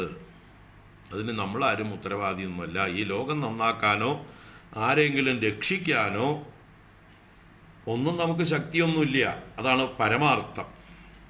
പരമാർത്ഥം ചിന്തിച്ചാൽ ആരെയും രക്ഷിക്കാനുള്ള ഒരു ശക്തിയും നമുക്കില്ല. സ്വയം രക്ഷിക്കാൻ തന്നെ ശക്തിയില്ല, പിന്നെയാണോ നാട്ടുകാരെ രക്ഷിക്കുന്നത്? നമ്മുടെ കാര്യത്തിൽ നമുക്ക് വല്ല ഗ്യാരണ്ടിയും പറയാൻ പറ്റുമോ? നാളെ ഞാൻ ജീവനോടെ ഉണ്ടാവും, നാളെ ഞാൻ ഇന്ന കാര്യം ചെയ്യും എന്ന് ഗ്യാരണ്ടിയോടുകൂടി പറയാനൊന്നും പറ്റില്ല. ഈശ്വര അനുഗ്രഹം ഉണ്ടെങ്കിൽ ഇവിടെയൊക്കെ തന്നെ ഉണ്ടാവും, സാധിച്ചാൽ ചെയ്യാം. ഇതാണ് ബുദ്ധി പക്വത വന്നു കഴിഞ്ഞാൽ ഇതാണ് അവരുടെ ആറ്റിറ്റ്യൂഡ്. അല്ലാതെ നമുക്ക് നമ്മളെ തന്നെ രക്ഷിക്കാൻ ശക്തിയൊന്നുമില്ല, പിന്നെ എങ്ങനെ മറ്റുള്ളവരെ രക്ഷിക്കും? അപ്പോൾ അതൊക്കെ വെറും ഭ്രമം മാത്രമാണ്. അത് ഭ്രമമാണെന്ന് അറിയുമ്പോഴേ അധികാരമാവുള്ളൂ പോകാൻ. അത് ഭ്രമമാണെന്ന് ഉറച്ചാൽ സ്ഥലം വിട്ടോളൂ, ആരും ചോദിക്കാൻ വരില്ല. ആരെങ്കിലും ചോദിക്കാൻ വന്നാലും നിങ്ങൾക്കത് പ്രശ്നമല്ല. എങ്കിലും ബോധമുണ്ടെങ്കിൽ സമൂഹത്തിൽ മറ്റുള്ളവർക്ക് മാതൃകയാവാൻ വേണ്ടി നമ്മൾ എന്ത് ചെയ്യാം? ഒരു ഏറ്റെടുത്ത ഒരു യജ്ഞം അത് പൂർത്തീകരിച്ചിട്ട് പോകുന്നതാണ് മറ്റുള്ളവർക്ക് നല്ലത്, മാതൃകയാവുന്നത്. സമൂഹത്തിന് നമ്മൾ മാതൃകയാവാൻ വേണ്ടി ഏറ്റെടുത്ത കർമ്മങ്ങളെ പൂർത്തീകരിച്ച് പോകുന്നതാണ് ഉത്തമം. കണക്കുകളൊക്കെ സെറ്റിൽ ചെയ്ത് പോകുന്നതാണ് ഉത്തമം. വെറുതെ അസ്വസ്ഥതകൾ പിന്നീട് ഉണ്ടാക്കണ്ടല്ലോ ആർക്കും. അപ്പോൾ നമ്മളാലാവും വിധം അക്കൗണ്ടുകൾ സെറ്റിൽ ചെയ്യുക, എല്ലാവരോടും യാത്ര പറയുക, തിരിഞ്ഞ് നോക്കാതെ നടക്കുക. അതാണ് ഉത്തമം. അപ്പോൾ മയി സർവാണി കർമാണി സന്യസ്യ അധ്യാത്മചേതസ നിരാശീർ നിർമ്മമോ ഭൂത്വ യുദ്ധ്യസ്വ വിഗതജ്വരഃ. ഭാഷ്യം നോക്കാം.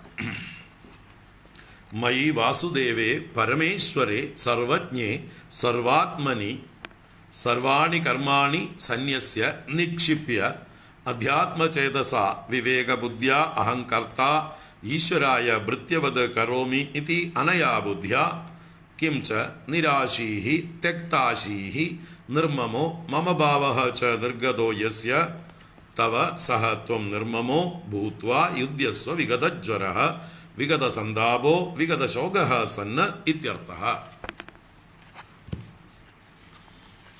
മയി മയി എന്നുള്ളതിന് അർത്ഥം പറയണു.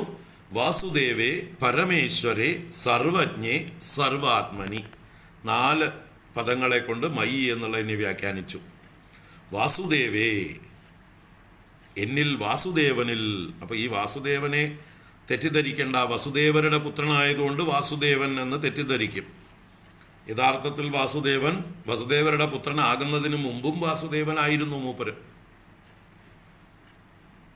വസുദേവരുടെ പുത്രനായി ജനിക്കുന്നതിന് മുമ്പും വാസുദേവൻ തന്നെയാണ്. അതെങ്ങനെ? അത് എല്ലാറ്റിലും വസിക്കുന്നവനായതുകൊണ്ടും എല്ലാം അവനിൽ വസിക്കുന്നത് കൊണ്ടും.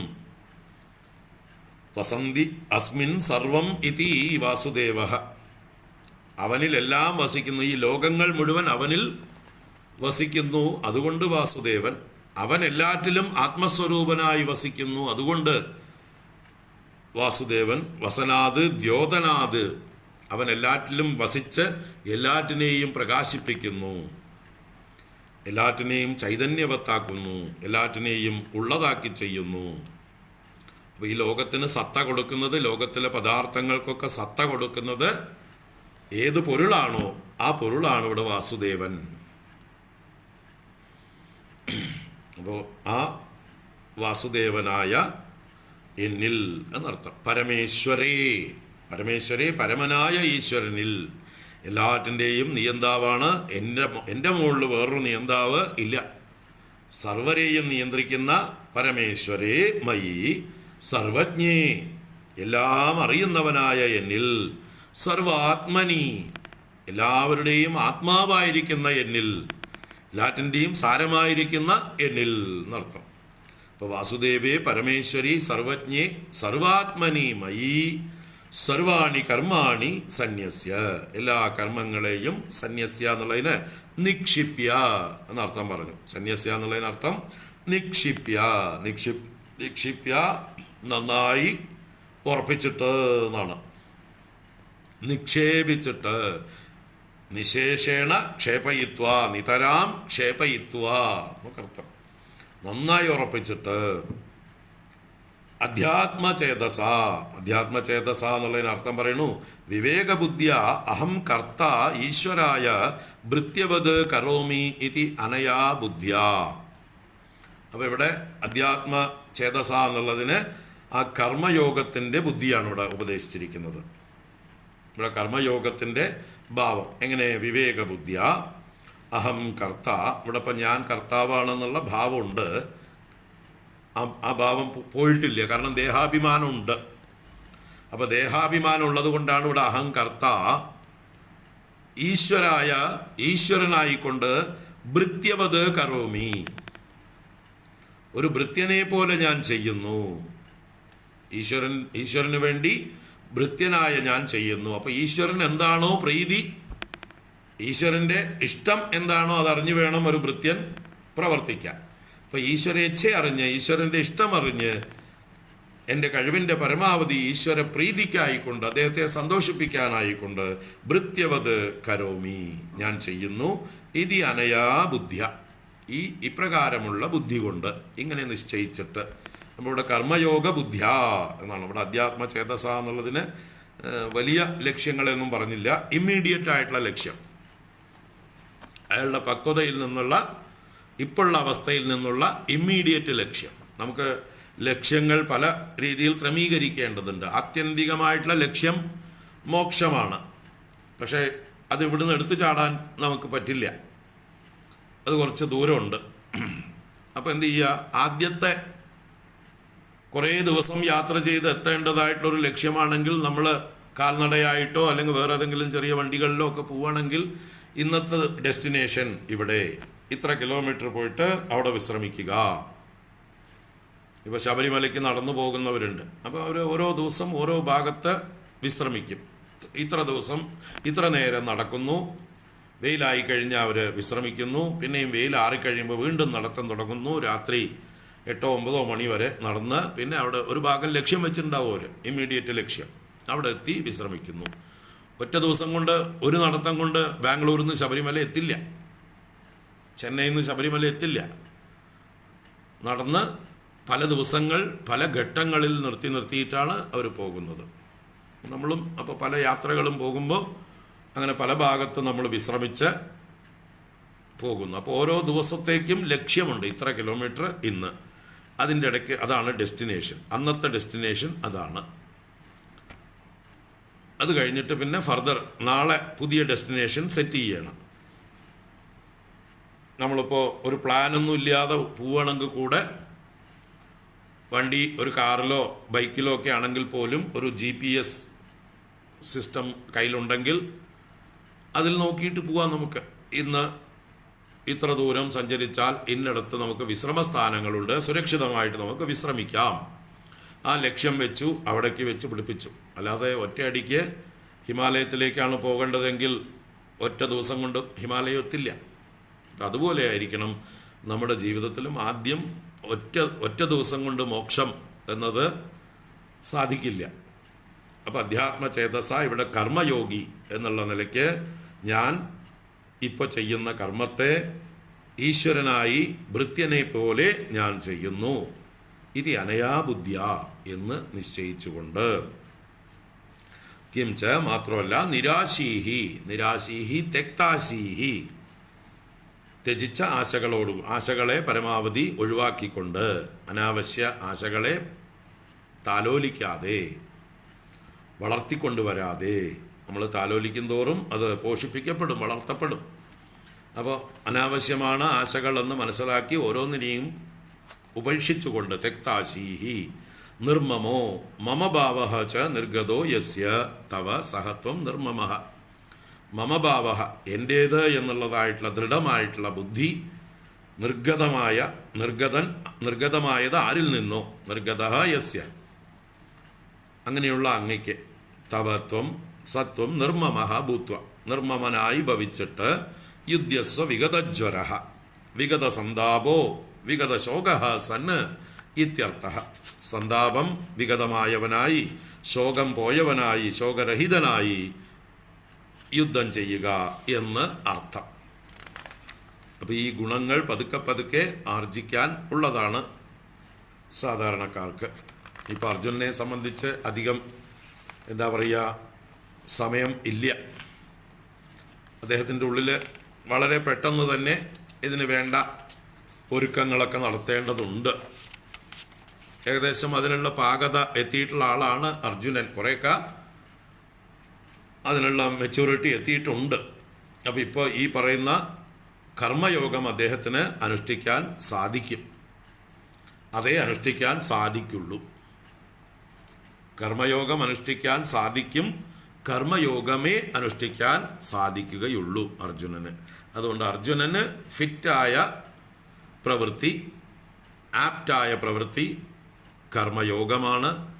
ചെയ്യുന്ന കർമ്മം ഈശ്വരാർപ്പണമാക്കി വലിയ ആങ്സൈറ്റിയൊന്നും ഇല്ലാതെ, കുറ്റബോധവും വറിയും ഒന്നുമില്ലാതെ എല്ലാം ഈശ്വരനിൽ സമർപ്പിച്ചുകൊണ്ട്, ഈശ്വരൻ എന്നെ ഇപ്പം നിയോഗിച്ചിരിക്കുന്നു, ഇനി എവിടേക്കാണ് ഞാൻ പോകേണ്ടത് എന്നുള്ളതും ഈശ്വരൻ നിശ്ചയിക്കട്ടെ. ഇപ്പോൾ വർത്തമാനത്തിൽ ഞാൻ ഇത് ചെയ്യുന്നു.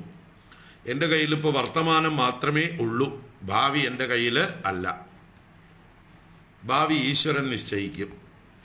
അതെപ്പോഴും അങ്ങനെ തന്നെയാണ്. ഇപ്പോൾ ഈ യുദ്ധരംഗമാണെങ്കിലും അതല്ലെങ്കിലും വീട്ടിലിരിക്കുകയാണെങ്കിലും ഭാവി ഈശ്വരൻ്റെ കയ്യിൽ തന്നെയാണ്. ഞാൻ സുഖമായി കിടന്നുറങ്ങുന്ന ഒരാളാണെങ്കിൽ പോലും എൻ്റെ ഭാവി നാളെ ഞാൻ ഉണരണോ വേണ്ടയോ എന്നത് ഈശ്വരൻ്റെ നിശ്ചയമാണ്.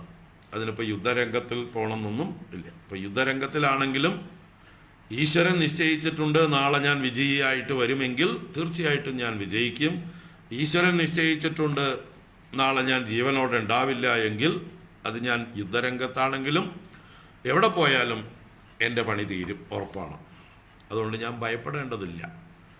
ഈശ്വരനിൽ സമർപ്പിക്കുക, എല്ലാം ഈശ്വരനിൽ സന്യസ്യ സമർപ്പിച്ചിട്ട്, അത് അദ്ദേഹത്തിൻ്റെ ഇച്ഛ. Let him decide. ഞാൻ ഇന്നിപ്പോൾ എൻ്റെ കയ്യിൽ ഇപ്പോൾ ഉള്ളത് ഈ വർത്തമാനം മാത്രമാണ്. ഈ വർത്തമാനത്തിൽ എൻ്റെ മുമ്പിൽ വന്നിട്ടുള്ള കർത്തവ്യത്തെ ഞാൻ ചെയ്യുക.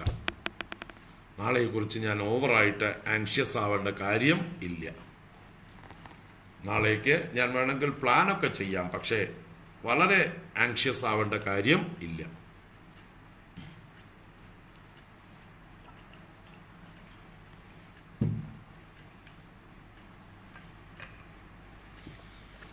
നൂറുകൊല്ലം ജീവിച്ചിരിക്കും എന്നുള്ള രീതിയിൽ പ്ലാൻ ചെയ്യാം നമുക്ക്. ഇന്ന് മരിക്കും എന്നുള്ള രീതിയിൽ വേണം കർമ്മം ചെയ്യാൻ. ഇന്ന് ഞാൻ മരിക്കും എന്നുള്ള രീതിയിൽ നമ്മുടെ കർമ്മം ചെയ്യണം. എന്ന് വെച്ചാലോ, അപ് ടു ഡേറ്റ് ഇന്ന് വരെ എന്തൊക്കെ ചെയ്തു തീർക്കാനുണ്ടോ എല്ലാം ചെയ്തു തീർത്തിരിക്കുക. ഒന്നും നാളേക്ക് വെക്കാതിരിക്കുക. നാളത്തെ കാര്യം നാളെ നോക്കാം. ടൈം ടേബിൾ ഇട്ട് വെച്ചോളൂ. നാളേക്ക് മറ്റന്നാളേക്ക് എന്ന് വേണമെങ്കിലൊക്കെ ഇട്ട് വെക്കാം. പക്ഷെ ഇന്ന് ചെയ്യാൻ പറ്റുന്നതാണെങ്കിൽ ഇന്ന് തന്നെ ചെയ്ത് തീർക്കാം. നാളേക്ക് മടികൊണ്ട് നീട്ടേണ്ട കാര്യമില്ല. ഇന്ന് തീർക്കാൻ പറ്റുന്നതാണെങ്കിൽ ഇന്ന് തന്നെ തീർക്കാം. ഇന്ന് തീർക്കാൻ പറ്റാത്തതാണെങ്കിൽ നാളേക്ക് വെക്കാം. അത് നാളെ നമ്മൾ ചെയ്യാനുണ്ടാവുമോ ഇല്ലയോ എന്നുള്ളത് നമ്മുടെ കയ്യിൽ അല്ലാതാനും. ആ ഓർമ്മയോടുകൂടി ഉറങ്ങാൻ പോവാം നമുക്ക്.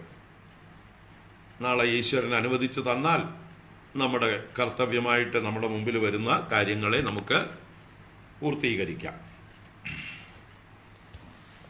അത്രയേ ഉള്ളൂ.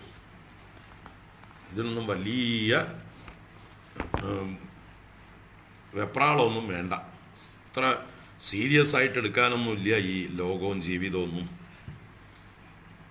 വളരെ റിലാക്സ് ചെയ്തിട്ട് സിമ്പിളായിട്ട് എടുക്കാനുള്ളതേ ഉള്ളൂ. അപ്പപ്പോൾ ചെയ്യാനുള്ളത് അപ്പപ്പോൾ ചെയ്യുക.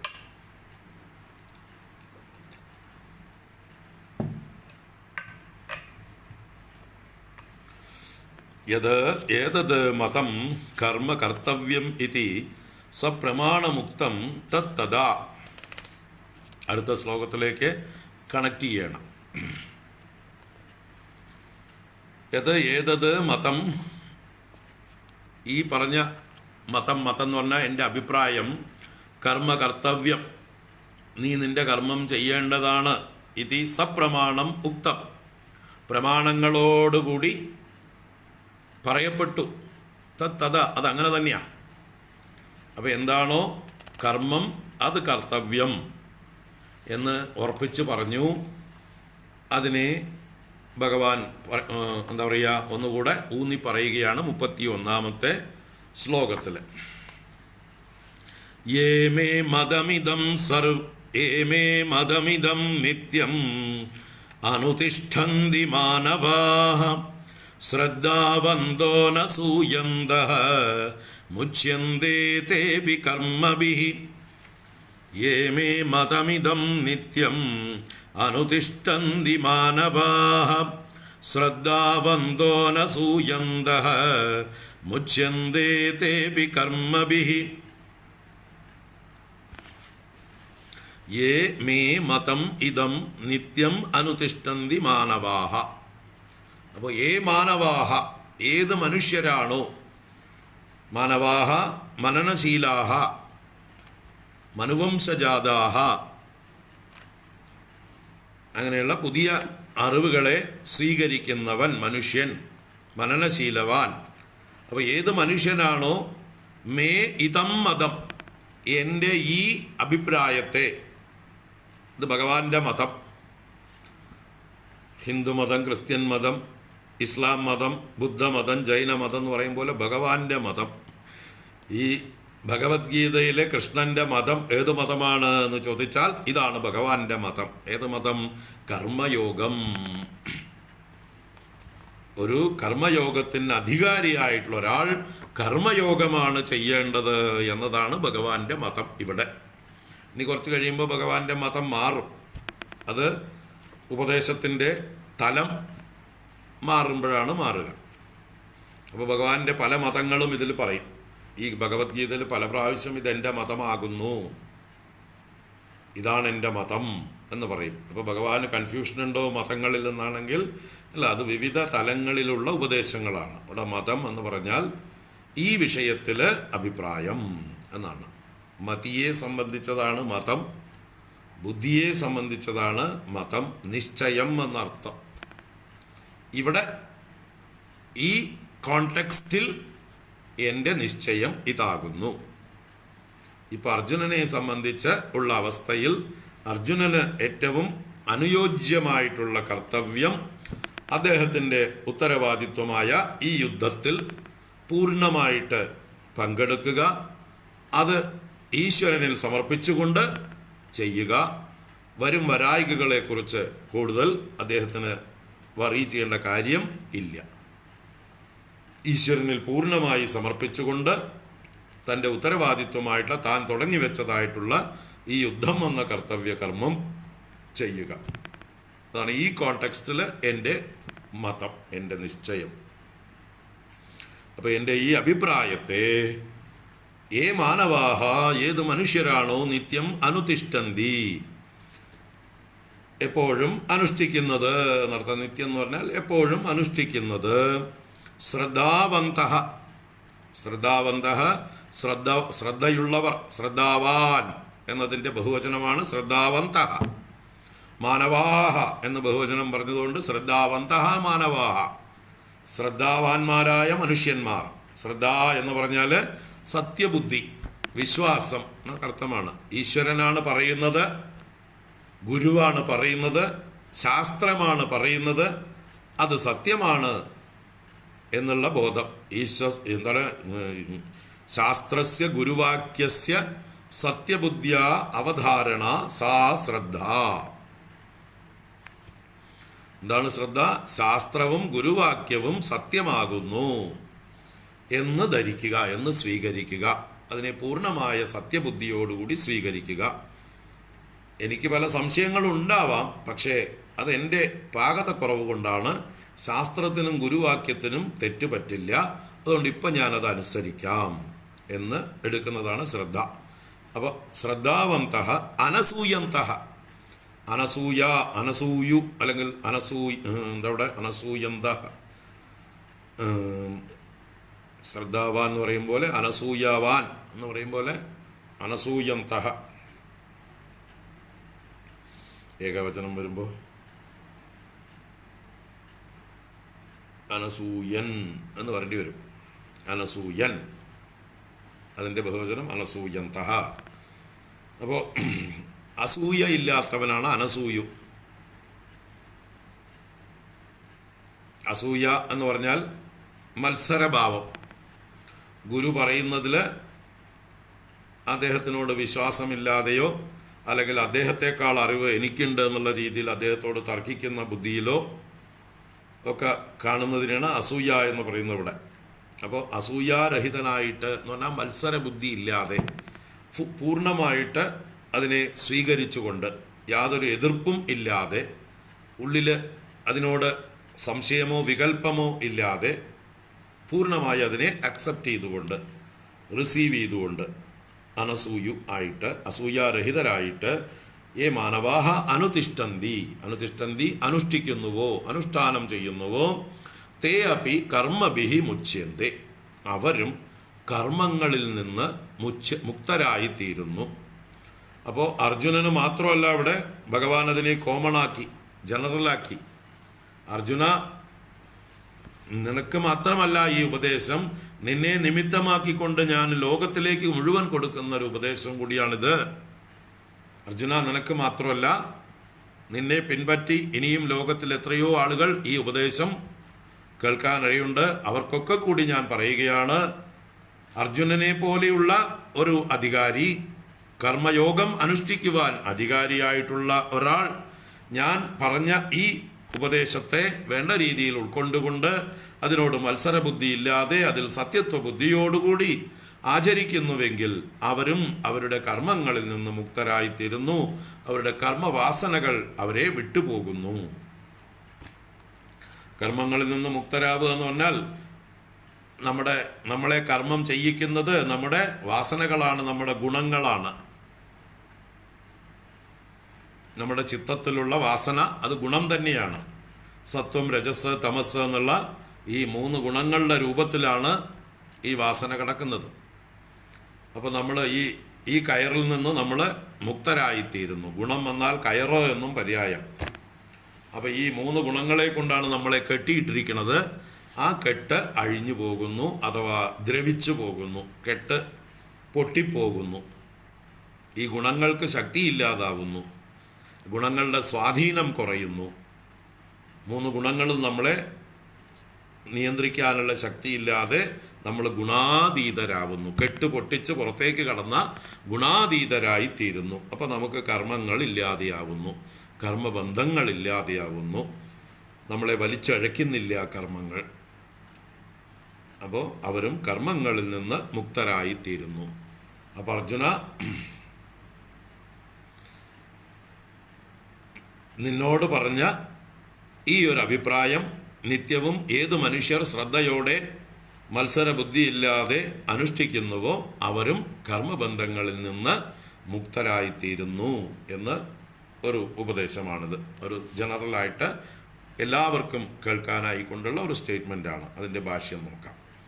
യേ മേ മദീയം ഇദം മതം അനുതിഷ്ഠന്തി അനുവർത്തന്തെ മാനവാഹ മനുഷ്യാഹ ശ്രദ്ധാവന്തഃ ശ്രദ്ധദാനാഃ അനസൂയന്തഃ അസൂയാം ച മയി ഗുരൗ വാസുദേവേ അകുർവന്തഃ മുച്യന്തെ തേ അപി ഏവം ഭൂതാഃ കർമ്മഭിഃ ധർമാധർമാഖ്യൈഃ. അപ്പോൾ യാവരാണോ മേ എന്നുള്ളതിന് മദീയം എന്ന് പറഞ്ഞു. മദീയം എന്നെ സംബന്ധിച്ചത്, ഞാൻ പറഞ്ഞത്, എൻ്റേത്. ഇതം മതം, ഈ മതത്തെ അനുതിഷ്ഠന്തി അനുവർത്തന്തേ, അനുതിഷ്ഠന്തി അനുവർത്തന്തി അനുവർത്തിക്കുന്നത്, നിരന്തരം പ്രവർത്തിക്കുന്നത് എന്നർത്ഥം. മാനവാഹ മനുഷ്യാഹ ശ്രദ്ധാവന്തഃ ശ്രദ്ധദാനാഹ ശ്രദ്ധയെ ധരിച്ചിരിക്കുന്നവർ ശ്രദ്ധദാനാഹ. അനസൂയന്തഃ അസൂയാം മയി ഗുരൗ വാസുദേവേ അകുർവന്തഃ എന്നിൽ ഗുരുവും വാസുദേവനുമായ എന്നിൽ അസൂയയെ മത്സരബുദ്ധിയെ അകുർവന്തഃ അകുർവന്തഃ ന കുർവന്തഃ ചെയ്യാത്തവരായിട്ടുള്ളവർ. അനസൂയന്തഃ മുച്യന്തേ മോചിതരായിത്തീരുന്നു, മുക്തരായിത്തീരുന്നു. തേ അപി അവരും. ഏവം ഭൂതാഹ ഇങ്ങനെയായി ഭവിച്ചവർ. കർമ്മഭിഹി എങ്ങനെയുള്ള കർമ്മഭിഹി? ധർമാധർമാഖ്യൈഹി ധർമാധർമ്മ ആഖ്യയായിരിക്കുന്ന എന്ന് പറഞ്ഞാൽ പുണ്യവും പാപവും പുണ്യപാപങ്ങളാകുന്ന കർമ്മങ്ങളിൽ നിന്ന് അവർ മുക്തരായിത്തീരുന്നു. ആ കർമ്മങ്ങളുടെ സ്വാധീനം അവരെ വിട്ടുപോകുന്നു. നമ്മൾ ആസക്തിയോടുകൂടി കർമ്മം ചെയ്യുമ്പോഴാണ് ഈ പുണ്യപാപങ്ങൾ ബലമായി നമ്മളെ വരിഞ്ഞു മുറുക്കുന്നത്. നമ്മൾ അഹങ്കാരത്തോടെ അഭിമാനത്തോടെ ഞാൻ ചെയ്യുന്നു, ഇതിൻ്റെ ഫലം എനിക്ക് വേണം എന്ന് പറഞ്ഞ് ഏത് കർമ്മം ചെയ്താലും തീർച്ചയായിട്ടും ആ പുണ്യാപുണ്യങ്ങൾ നമ്മളെ ബാധിക്കുന്നു. അത് നമ്മളെ വരിഞ്ഞു മുറുക്കുന്നു. അത് നമ്മൾ തന്നെ അനുഭവിക്കേണ്ടി വരും. നേരെ മറിച്ച് നമ്മൾ ഈശ്വരനിൽ സമർപ്പിച്ചാലോ, ഞാൻ കർത്താവൊക്കെ തന്നെയാണ്, പക്ഷേ ഈശ്വരനാണ് ഇതിൻ്റെ യഥാർത്ഥ ബെനിഫാക്ടർ. ഭോക്ത ഈശ്വരനാണ്, കർത്താവ് ഞാനാണെങ്കിലും അവിടെ ഭോക്തൃത്വം ഈശ്വരനിലേക്ക് സമർപ്പിച്ചു. അതാണ് സന്യസ്യ എന്ന് പറഞ്ഞപ്പോൾ.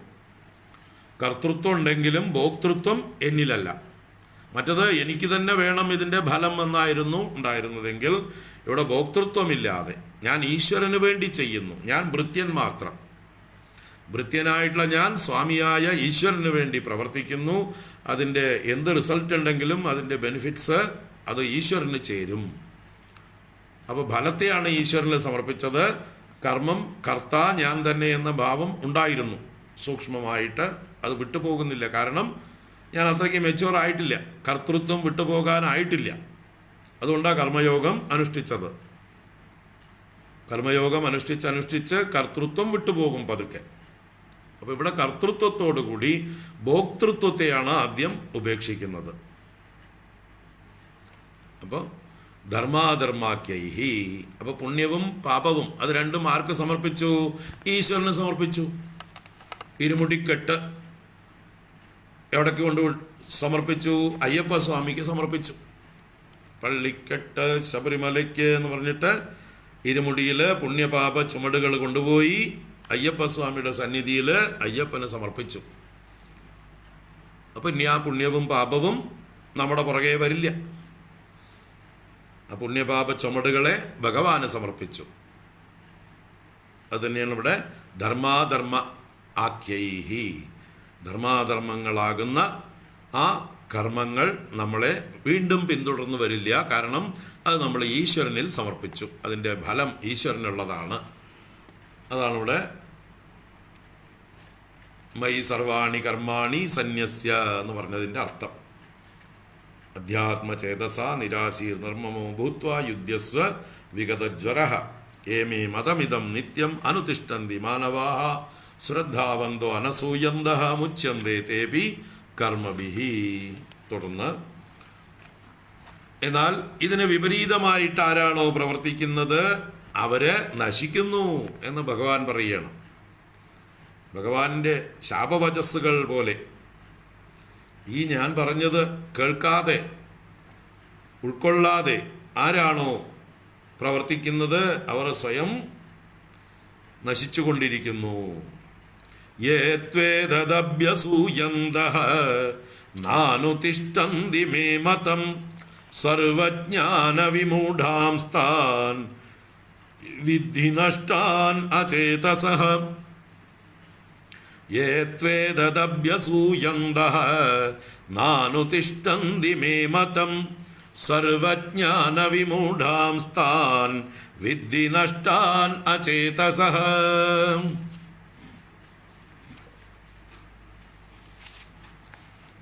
ഏതു യാവരാകട്ടെ ഏതത് അഭ്യസൂയന്തഃ.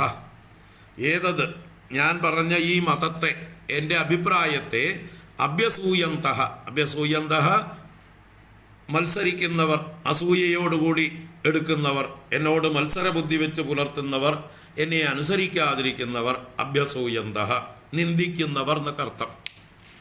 എൻ്റെ ഈ അഭിപ്രായത്തെ നിന്ദിച്ചുകൊണ്ട് ന അനുതിഷ്ഠന്തി മേ മതം, മേ മതം എൻ്റെ നിശ്ചയത്തെ, എൻ്റെ അഭിപ്രായത്തെ, എൻ്റെ അഡ്വൈസിനെ ന അനുതിഷ്ഠന്തി അനുഷ്ഠിക്കുന്നില്ല, അനുഷ്ഠിക്കാതിരിക്കുന്നത്. അപ്പൊ ആരാണോ എൻ്റെ ഈ വാക്കുകളെ ധിക്കരിച്ചുകൊണ്ട്, എന്നെ നിന്ദിച്ചുകൊണ്ട് ഞാൻ പറഞ്ഞതിനെ അനുസരിക്കാതിരിക്കുന്നത്, സർവജ്ഞാന വിമൂഢാൻ താൻ വിദ്ധി നഷ്ടാൻ അചേതസഃ. അവരെങ്ങനെയുള്ളവരാണ്? സർവജ്ഞാന വിമൂഢാൻ, എല്ലാ ജ്ഞാനങ്ങളിലും മൂഢരാണ് അവർ, വിശേഷേണ മൂഢന്മാരാണ്. വിമൂഢാൻ, മൂഢതയിൽ ഡോക്ടറേറ്റ് എടുത്തവരാണ് അവര്. സർവജ്ഞാന വിമൂഢാൻ, ഒരറിവും ഇല്ലാത്തവരാണ് അവര്. സർവജ്ഞാന വിമൂഢാൻ താൻ, അവരെ വിധി അറിഞ്ഞാലും എന്തായിട്ട്? നഷ്ടാൻ അചേതസഃ, അവർ അചേതസ്സുകളാണ്. അചേതസ്സുകൾ എന്ന് പറഞ്ഞാൽ ചേതസ്സില്ലാത്തവർ, വിവേകമില്ലാത്തവർ, ബുദ്ധിയില്ലാത്തവർ, അവിവേകികൾ, മൂഢന്മാർ തന്നെ, അവിവേകികൾ ആയിട്ടുള്ള താൻ നഷ്ടാൻ വിധി. നഷ്ടാൻ എന്നാൽ നശിച്ചവർ, നഷ്ടരായവർ എന്ന് പറഞ്ഞാൽ നശിച്ചവർ എന്നർത്ഥം. അവർ നശിച്ചു. വിനാശകാലേ വിപരീത ബുദ്ധി, ഞാൻ പറഞ്ഞതനുസരിക്കാതെ എൻ്റെ ഈ അഭിപ്രായത്തെ ധിക്കരിച്ചുകൊണ്ട് ആരാണോ പ്രവർത്തിക്കുന്നത്, അല്ലെങ്കിൽ ഞാൻ പറഞ്ഞതിനെ അനുസരിക്കാതിരിക്കുന്നത്, അവരെ ഒരു അറിവുമില്ലാത്ത മൂഢന്മാരെന്നും അവിവേകികളെന്നും സ്വയം നശിക്കുന്നവരെന്നും അറിഞ്ഞാലും അവർ നശിക്കുന്നു. അപ്പോൾ അങ്ങനെയുള്ള കൂട്ടരാണ് നമ്മുടെ ദുര്യോധനാദികളൊക്കെ. ഭഗവാൻ പറഞ്ഞതൊന്നും കേൾക്കാത്തവർ, ആര് പറഞ്ഞാലും കേൾക്കാത്തവർ, ഒരു ശാസ്ത്രങ്ങളെയും അനുസരിക്കാത്തവർ, സ്വന്തം കാമത്താൽ നയിക്കപ്പെടുന്നവർ, താന്തോതികൾ, തന്നിഷ്ടക്കാർ. അവർക്ക് ഒരു മര്യാദയുമില്ല, ഒരു ശാസ്ത്രങ്ങളും അവർക്ക് ബാധകമല്ല, അവരനുസരിക്കുന്നില്ല. നമ്മുടെ കേരളം ഭരിക്കുന്ന കമ്മ്യൂണിസ്റ്റുകളെ പോലെ അവർക്ക് ഒരു ബാധയില്ല, ഒന്നും അവരെ നിയന്ത്രിക്കാൻ ഒരു ശക്തിക്കും സാധ്യമല്ല. കാരണം അവർക്കൊരു മൂല്യങ്ങളും ഇല്ല. നുണ എന്നുള്ളത് അവർക്ക് ഈസിയാണ്, അതാണ് അവർക്ക് ശീലം. വായിൽ വരുന്നത് നുണ തന്നെയാണ്. നുണ പറഞ്ഞ് പറഞ്ഞ് പറഞ്ഞ് അതിനു വേണ്ടിയിട്ട് മാത്രമാണ് ഇപ്പോൾ വായ തുറക്കുന്നത്. ഒരു സത്യവും അവർ പറയുന്നില്ല, പറയാൻ സാധ്യമല്ല. അങ്ങനെ ആയി. എന്താപ്പം ചെയ്യുക? അചേതസഃ വിദ്ധി നഷ്ടാൻ, സ്വയം കുഴിയിൽ നിന്ന് പടുകുഴിയിലേക്ക് അവരും പോകുന്നു. കൂട്ടത്തിൽ കുറേ ആൾക്കാരെ വലിച്ചോണ്ടും പോകുന്നു. അവർ കുറേ മൂഢന്മാരെ കൂട്ടത്തിൽ വലിച്ചോണ്ട് പോകുന്നു. മറ്റുള്ളവർക്കും ബുദ്ധിമുട്ട് കൊടുക്കുന്ന അസുരന്മാരാണ് അവർ.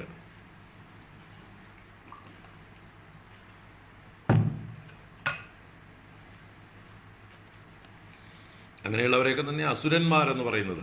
ഒരു ശാസ്ത്രവും അവർക്ക് ബാധകമല്ല, ഒരു നിയമവും അവർക്ക് ബാധകമല്ല.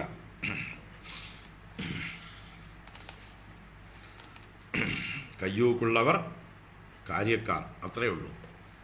അപ്പോൾ കയ്യൂക്കുള്ളത് വരെയും താന്തോന്നിത്തം പ്രവർത്തിക്കുക, തന്നിഷ്ടക്കാരായിട്ട്. അപ്പം ഏതദഭ്യസൂയന്തഃ നാനുതിഷ്ഠന്തി മേ മതം സർവജ്ഞാന വിമൂഢാൻ താൻ വിദ്ധി നഷ്ടാൻ അചേതസഃ. എൻ്റെ ഭാഷ്യം നോക്കാം. ഏതു തദ് വിപരീതാഃ ഏതത് മമ മതം അഭ്യസൂയന്തഃ ന അനുതിഷ്ഠന്തി ന അനുവർത്തന്തെ മേ മതം സർവേഷു ജ്ഞാനേഷു വിവിധം മൂഢാഃ തേ സർവജ്ഞാന വിമൂഢാൻ താൻ വിദ്ധി നഷ്ടാൻ നാശം ഗതാൻ അചേതസഃ അവിവേകിനഃ. വളരെ സിമ്പിളാണ്. ഏതു യാവരാകട്ടെ തദ് വിപരീതാഃ, മുമ്പേ പറഞ്ഞതിൻ്റെ 31-ാം ശ്ലോകത്തിൽ പറഞ്ഞതിൻ്റെ വിപരീതമായിട്ട്, തൂ എന്ന് പറഞ്ഞത് ആ വിപരീത ഭാവത്തെ സൂചിപ്പിക്കാൻ വേണ്ടിയിട്ടാണ്. ഇവരാകട്ടെ, യാവരാകട്ടെ എന്ന് പറഞ്ഞല്ലോ, മറ്റവരെ അപേക്ഷിച്ച് എന്നർത്ഥം. ശ്രദ്ധയോടും അനസൂയയോടും ഭഗവാന്റെ അഭിപ്രായത്തെ ശിരസാ വഹിക്കുന്നവർ ഒരു കൂട്ടർ 31-ാം ശ്ലോകത്തിൽ, അതിൽ നിന്ന് വിരുദ്ധരായിട്ടുള്ളവർ അത് സൂചിപ്പിക്കാൻ തു എന്ന്. തദ് വിപരീതാഹ ഏതത് മമ മതം. ഏതത് എന്ന് പറഞ്ഞത് മമ മതം എന്നാണ് അർത്ഥം. എൻ്റെ അഭിപ്രായത്തെ അഭ്യസൂയന്തഹ മത്സരിക്കുന്നവരായി, നിന്ദിക്കുന്നവരായി, ന അനുതിഷ്ഠന്തി ന അനുവർത്തന്തേ അനുഷ്ഠിക്കാതിരിക്കുന്നു, അനുവർത്തിക്കാതിരിക്കുന്നു മേ മതം. സർവേഷു ജ്ഞാനേഷു വിവിധം മൂഢാഹാത്തെ സർവജ്ഞാന വിമൂഢാൻ. അവര് എല്ലാ വിഷയങ്ങളിലും വിവിധമായിട്ട് മൂഢന്മാരാണ്, വിശേഷണ മൂഢന്മാരാണ്. അങ്ങനെയുള്ള സർവജ്ഞാന വിമൂഢാൻ താൻ അവരെ വിദ്ധി അറിഞ്ഞാലും നഷ്ടാൻ നഷ്ടാൻ നാശം ഗതാൻ നശിച്ചവരായിട്ട്, നാശത്തെ പ്രാപിച്ചവരായിട്ട് കരുതിക്കോളൂ. അചേതസഹ അവിവേകിനഃ അവരവിവേകികളാണ്, അതുകൊണ്ട് സ്വയം നശിക്കുന്നു എന്ന്. ഇപ്പോൾ ഭഗവാന്റേതായിട്ടുള്ള ഉപദേശമായ ഈ ജ്ഞാനത്തെ ഉൾക്കൊള്ളാതെ ജീവിതത്തിൽ താന്തോന്നികളായി തൽക്കാലം കയ്യൂക്കുണ്ട് എന്ന് കരുതി അവരുടെ ഇഷ്ടത്തിനനുസരിച്ച് സ്വതന്ത്രരായി കഴിയുന്നുവെങ്കിൽ അവർ തീർച്ചയായിട്ടും അധികം താമസിയാതെ നാശത്തിൻ്റെ പടുകുഴിയിലേക്കാണ് പതിക്കുക എന്നത് നിസ്സംശയം ഭഗവാൻ പറഞ്ഞിരിക്കുകയാണ്. ഇനി അടുത്ത ശ്ലോകത്തിലേക്ക് പ്രവേശിക്കുന്നു.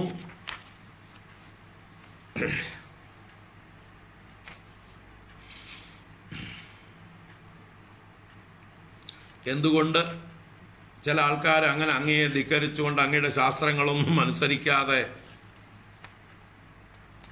തോന്നിയവാസികളായി കഴിയുന്നു എന്നുള്ള ശങ്ക തീർക്കാനാണ് 33-ാമത്തെ ശ്ലോകം. അതിലേക്ക് ഭാഷ്യകാരൻ ഒരു സെന്റൻസ് പറയുന്നു, ഒരു ചെറിയ പാരഗ്രാഫ് പോലെ. കസ്മാത് പുനഃ കാരണാത് ത്വദീയം മതം ന അനുതിഷ്ഠന്തി പരധർമ്മം അനുതിഷ്ഠന്തി സ്വധർമ്മം ച ന അനുവർത്തന്തേ ത്വൽ പ്രതികൂലാഹ കഥം ന ബിഭ്യതി ത്വച്ഛാസന അതിക്രമദോഷാത് തത്ര ആഹ. ഈ വിഷയത്തിൽ ഭഗവാൻ പറയുന്നു എന്നാണ് അടുത്ത ശ്ലോകത്തിലേക്ക് ആമുഖമായിട്ട് പറയാൻ പോകുന്നത്. അപ്പോൾ എന്താണ് ഇവിടെ പറഞ്ഞത്? കസ്മാത് പുനഃ കാരണാത്. പിന്നെ എന്ത് കാരണം കൊണ്ടാണ്? പുനഃ കസ്മാത് കാരണാത്. പിന്നെ എന്ത് കാരണം കൊണ്ടാണ്? ത്വദീയം മതം ന അനുതിഷ്ഠന്തി, അങ്ങയുടെ അഭിപ്രായത്തെ അനുഷ്ഠിക്കാതെ പരധർമ്മം അനുതിഷ്ഠന്തി, പരധർമ്മത്തെ അനുഷ്ഠിക്കുന്നു. അവരവർ ചെയ്യേണ്ട കർത്തവ്യങ്ങളെ വിട്ട് മറ്റുള്ളവരെ പോലെ ചിലതൊക്കെ യാന്ത്രികമായി അനുകരിക്കുകയും മറ്റുള്ളവരുടെ ധർമ്മങ്ങളെ ചെയ്യുകയൊക്കെ ചെയ്യുന്നു. സ്വധർമ്മം ച ന അനുവർത്തന്തേ, അവരവരുടെ സ്വധർമ്മത്തെ അനുവർത്തിക്കുന്നും ഇല്ല. സ്വധർമ്മത്തെ അനുഷ്ഠിക്കാതെ പരധർമ്മത്തെ സ്വീകരിക്കുകയും ചെയ്യുന്നു. അങ്ങനെയുള്ള ത്വത് പ്രതികൂലാഹ, അങ്ങയോട് പ്രതികൂല ഭാവമുള്ളവർ, അങ്ങയെ അനുസരിക്കാത്തവർ, അങ്ങയോട് വിപരീത ഭാവമുള്ളവർ, അങ്ങയെ നിന്ദിക്കുന്നവർ, കഥം ന ബിഭ്യതി, അവരെന്തുകൊണ്ട് ഭയപ്പെടുന്നില്ല? ത്വത് ശാസന അതിക്രമ ദോഷാത്, അങ്ങയുടെ ശാസനയെ അതിക്രമിച്ചാലുണ്ടാകുന്ന ദോഷങ്ങളെക്കുറിച്ച് അവർക്ക് എന്താ ഒരു ഭയവുമില്ലാത്തത്?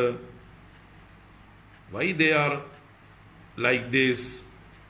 ഇങ്ങനെ ഈശ്വരനെ ഭയം കൂടാതെ തോന്നിയവാസികളായിട്ട് അവരവരുടെ ധർമ്മം എന്തെന്ന് തിരിച്ചറിയാതെ, അവരവരുടെ കഴിവുകൾ അറിയാതെ, സ്വധർമ്മം ചെയ്യാതെ പരധർമ്മം ചെയ്യുകയും അങ്ങയെ നിന്ദിക്കുകയും അങ്ങയുടെ ഉപദേശങ്ങളെയൊക്കെ കാറ്റിൽ പറത്തുകയും ചെയ്തുകൊണ്ട് അങ്ങയുടെ ശാസ്ത്രങ്ങളെ, അങ്ങ് ഉപദേശിച്ച ഉപദേശങ്ങളെ ധിക്കരിച്ചാൽ അതുകൊണ്ട് ദോഷമുണ്ടാവുമെന്ന് കരുതാതെ ഇങ്ങനെ തോന്നിയവാസികളായിരിക്കുന്നത് എന്തുകൊണ്ട് എന്ന് ഈ മൂഢന്മാരെ കുറിച്ചിട്ടുള്ള സംശയമുണ്ടെങ്കിൽ അതിന് ഭഗവാൻ പറയണതത്ര ആഹാ.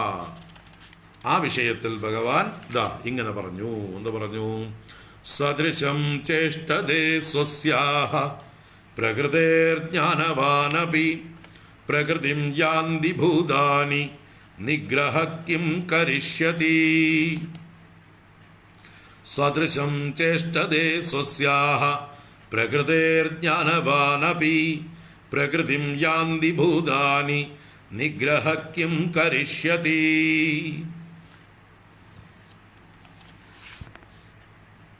അപ്പോ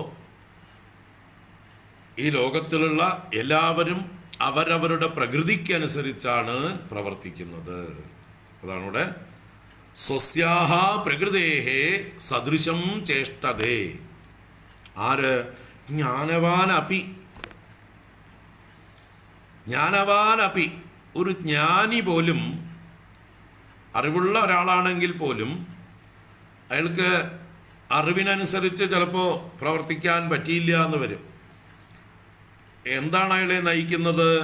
അയാളുടെ പ്രകൃതിയാണ് അയാളെ നയിക്കുന്നത്.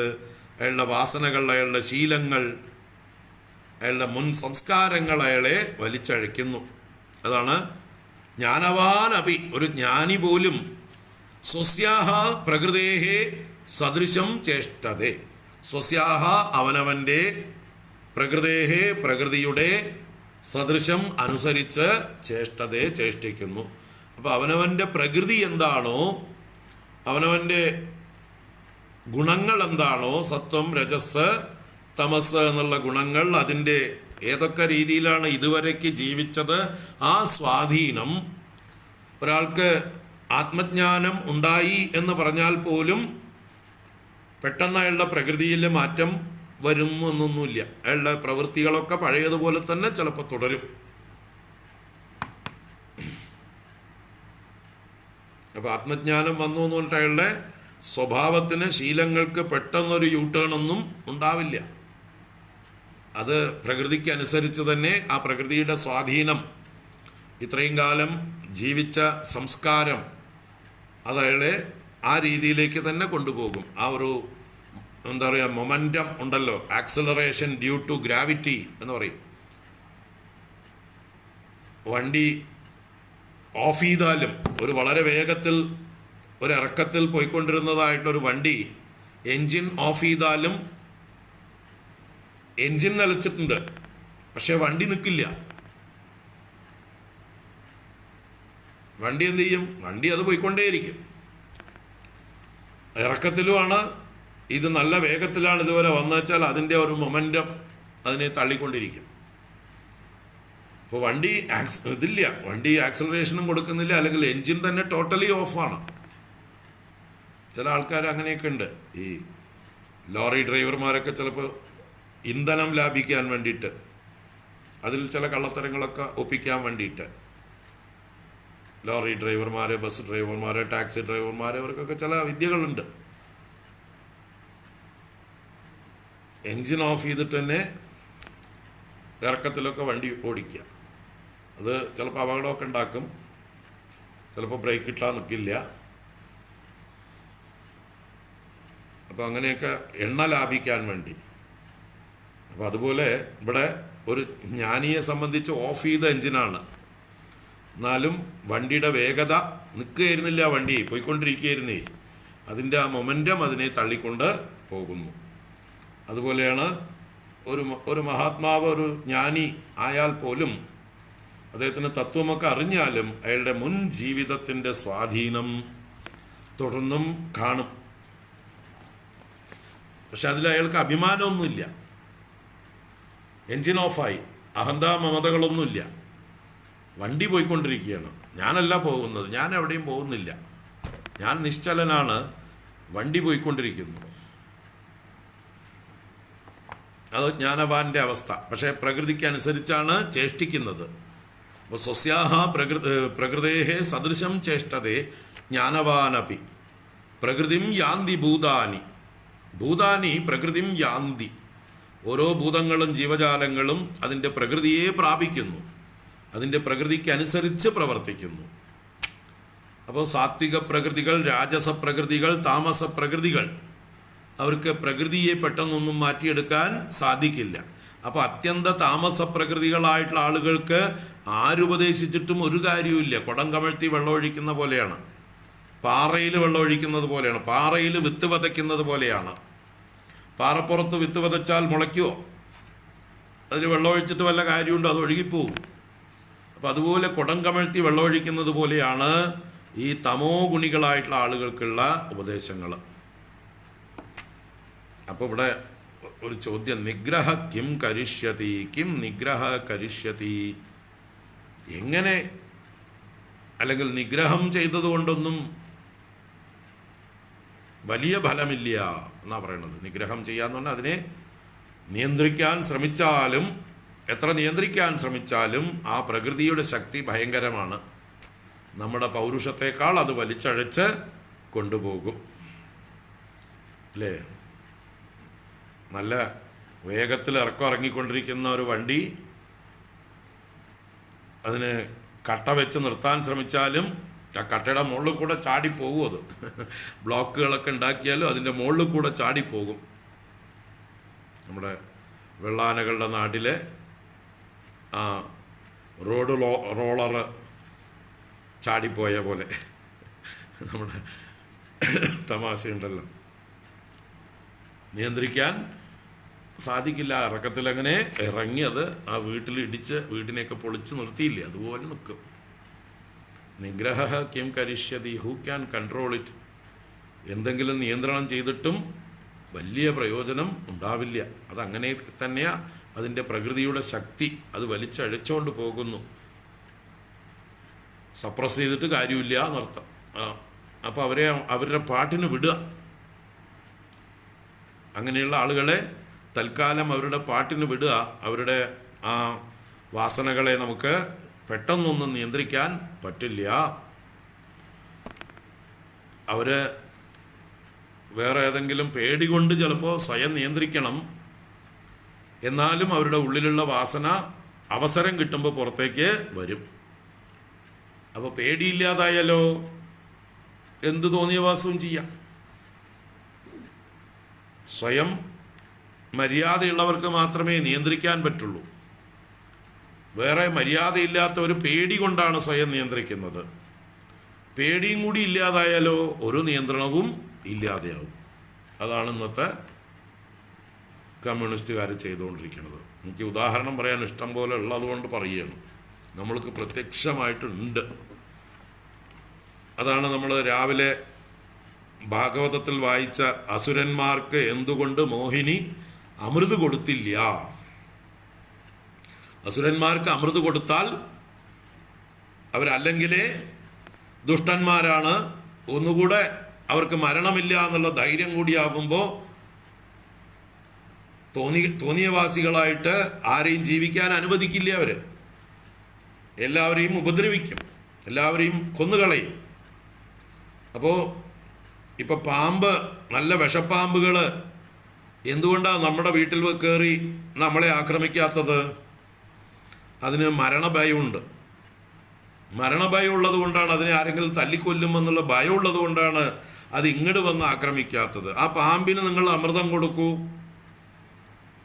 അമൃത് കുടിച്ചാൽ പാമ്പിന് മരണമില്ല എന്നുള്ള ധൈര്യമായി കഴിഞ്ഞാൽ പിന്നെ നമ്മുടെ ബെഡിൽ പാമ്പ് വന്ന് കിടക്കും. അത്രയേ ഉള്ളൂ, വേറെ പ്രശ്നമൊന്നുമില്ല. നമ്മുടെ വീട് പാമ്പിനുള്ള വീടാവും. അപ്പം എന്തുകൊണ്ടത് വരുന്നില്ല? മനുഷ്യ പെരുമാറ്റമുള്ളിടത്തേക്ക് വരാൻ ഭയക്കുന്നു. അതിന് മരണഭയം ഉള്ളത് കൊണ്ട്. അപ്പോൾ ഭയം കൊണ്ട് മാത്രമാണ് അതിൻ്റെ പ്രകൃതിയെ അത് നിയന്ത്രിച്ചിരിക്കുന്നത്. അല്ലാതെ സ്വാഭാവികമായിട്ടുള്ള നിയന്ത്രണമല്ല, ഭയം കൊണ്ടുള്ള നിയന്ത്രണം. അപ്പോൾ സമൂഹത്തിൽ പല നിയമങ്ങളുണ്ട്. കോടതികളും പോലീസ് സ്റ്റേഷനും ശിക്ഷകളും ഒക്കെ ഉള്ളത് കൊണ്ടാണ് പലരും പല തെറ്റുകളും ചെയ്യാതിരിക്കുന്നത്. ഇതിനെയൊക്കെ അതിജീവിക്കുവാൻ കഴിവുള്ളവർ, എനിക്ക് പോലീസിനെ പേടിയില്ല, എനിക്ക് കോടതിയെ പേടിയില്ല, എനിക്ക് ഇവിടുത്തെ നിയമങ്ങളൊന്നും ബാധകമല്ല, എനിക്ക് എന്തിൽ നിന്നും രക്ഷപ്പെടാനുള്ള കഴിവുണ്ട്, ഞാൻ എൻ്റെ ശക്തി ഉപയോഗിച്ചുകൊണ്ട്, എൻ്റെ കയ്യിലുള്ള ധനത്തിൻ്റെ ശക്തിയോ എൻ്റെ ഭരണസ്വാധീനം ഉപയോഗിച്ചുകൊണ്ടോ എൻ്റെ കൂടെയുള്ള ആൾബലം കൊണ്ടോ മറ്റു തരത്തിലുള്ള പല സപ്പോർട്ടുകളെ കൊണ്ടും ഞാൻ എൻ്റെ എന്ത് തെറ്റുകൾ ചെയ്താലും അതിൽ നിന്ന് രക്ഷപ്പെടാൻ എനിക്ക് കഴിയും എന്ന് തോന്നലുണ്ടായി കഴിഞ്ഞാൽ അവർക്ക് ഒരു നിയന്ത്രണവും ഉണ്ടാവില്ല.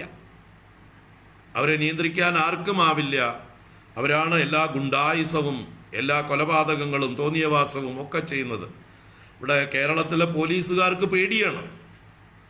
കേരളത്തിലെ പോലീസുകാർ കമ്മ്യൂണിസ്റ്റുകളോ ജിഹാദികളോ എന്തെങ്കിലും ചെയ്താൽ അവർ പേടിച്ച് വിറച്ച് നിൽക്കുകയാണ്. കാരണം ഈ പറഞ്ഞ ശിക്ഷകളോ കുറ്റങ്ങളോ എന്താ പറയുക വകുപ്പുകളോ ഒന്നും ഇവരെ ബാധിക്കില്ല. കാരണം അതിൽ നിന്ന് തലയൂരാനുള്ള ആളുകൾ അവർക്ക് മുകളിലുണ്ട്. ആ മുകളിലുള്ളവർ വിളിച്ചു പറഞ്ഞ് അവനെ വിട് എന്ന് പറഞ്ഞു കഴിഞ്ഞാൽ വിടാനേ നിവൃത്തിയുള്ളൂ. ശിക്ഷിക്കാൻ വകുപ്പുകളില്ലാതെയാവും. അപ്പോൾ അവര് അഴിഞ്ഞാട്ടമാണ്, തോന്നിയവാസമാണ്.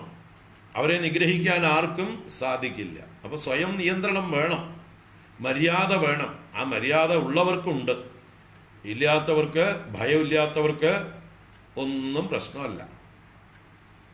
അപ്പൊ അത് നമ്മൾ സമൂഹത്തിൽ കാണുന്നു. അതുതന്നെയാണ് ഓരോ വ്യക്തികളിലും. നമുക്ക് ശാസ്ത്രങ്ങളിലും മറ്റുമൊക്കെയുള്ള ഈശ്വരന്റെ വാക്കുകളാണ് ശാസ്ത്രങ്ങൾ എന്നുള്ള ആ വിശ്വാസവും ഭക്തിയൊക്കെ ഉള്ളത് കൊണ്ടാണ് നമ്മൾ മര്യാദക്കാരായിരിക്കുന്നത്.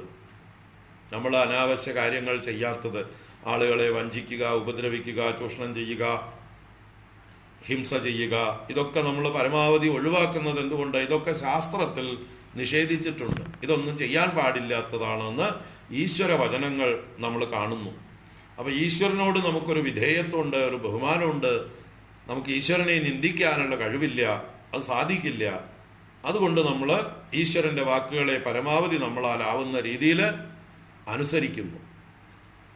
എവിടെയെങ്കിലുമൊക്കെ എന്തെങ്കിലും വീഴ്ച പറ്റിയിട്ടുണ്ടെങ്കിൽ നമുക്ക് ആ കുറ്റബോധം തോന്നുന്നു. ഈശ്വരനോട് തന്നെ നമ്മൾ ചെന്ന് ക്ഷമാപണം ചെയ്യുന്നു. എനിക്കൊരു തെറ്റ് പറ്റി, എന്നോട് പൊറുക്കണമെന്ന് ഈശ്വരനോട് പറയാനുള്ളൊരു സൽബുദ്ധിയെങ്കിലും നമുക്കുണ്ടാകുന്നു. അപ്പോൾ ഒരു നിയന്ത്രണമുണ്ട്. ആ ഈശ്വരനോടുള്ള ഒരു കമ്മിറ്റ്മെന്റ്, ഒരു ഭയം, ഭക്തി, ബഹുമാനം, അതൊക്കെ നമുക്ക് മര്യാദക്കാരായിരിക്കാൻ ഒരു പ്രേരക ശക്തിയായി മാറുന്നുണ്ട്. എന്നാൽ ഈശ്വര വിശ്വാസമുള്ള ഈശ്വര നിന്ദകന്മാരായിട്ടുള്ള ആളുകൾക്ക് ഈ ലോകത്തില് ഒന്നിനെയും പേടിക്കാനില്ല, ആരെയും പേടിക്കാനില്ല. അവർക്ക് കയ്യൂക്ക് മാത്രമാണ് അവരുടെ നിയമം. കയ്യൂക്കുള്ളവർ കാര്യക്കാർ, അവർക്ക് എന്തും ചെയ്യാൻ ഒരു മടിയുമില്ല. അങ്ങനെയുള്ള ആളുകളാണ് ഇന്ന് നമ്മുടെ രാജ്യം ഭരിച്ചുകൊണ്ടിരിക്കുന്നത്, കേരളം ഭരിച്ചുകൊണ്ടിരിക്കുന്നത്. അപ്പൊ അവരിൽ നിന്ന് നമ്മൾ മര്യാദ പ്രതീക്ഷിക്കാമോ?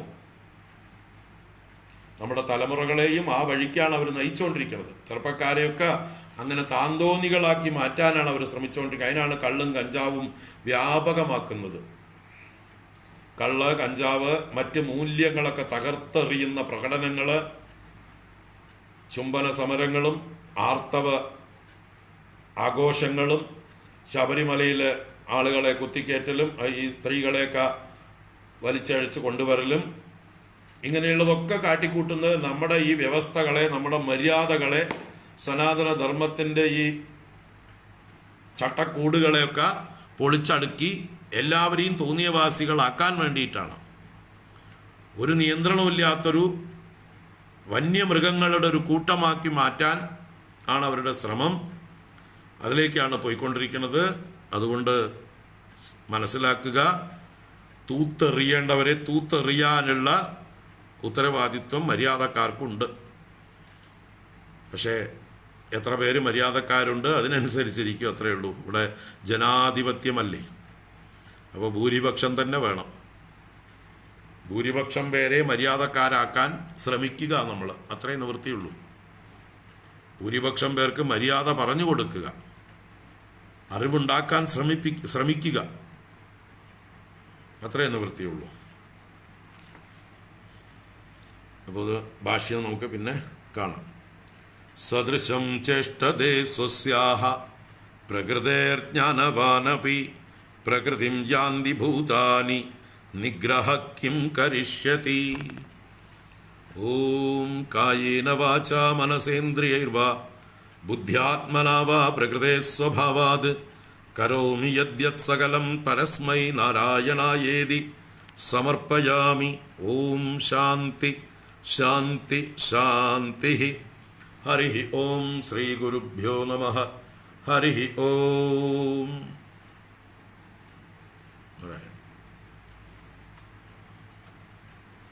നാളെ വ്യാഴാഴ്ച കാണാം. എല്ലാ ക്ലാസ്സും നാളെയും നോക്കാം. നാളെ ഏപ്രിൽ 1. ഹരി ഓം.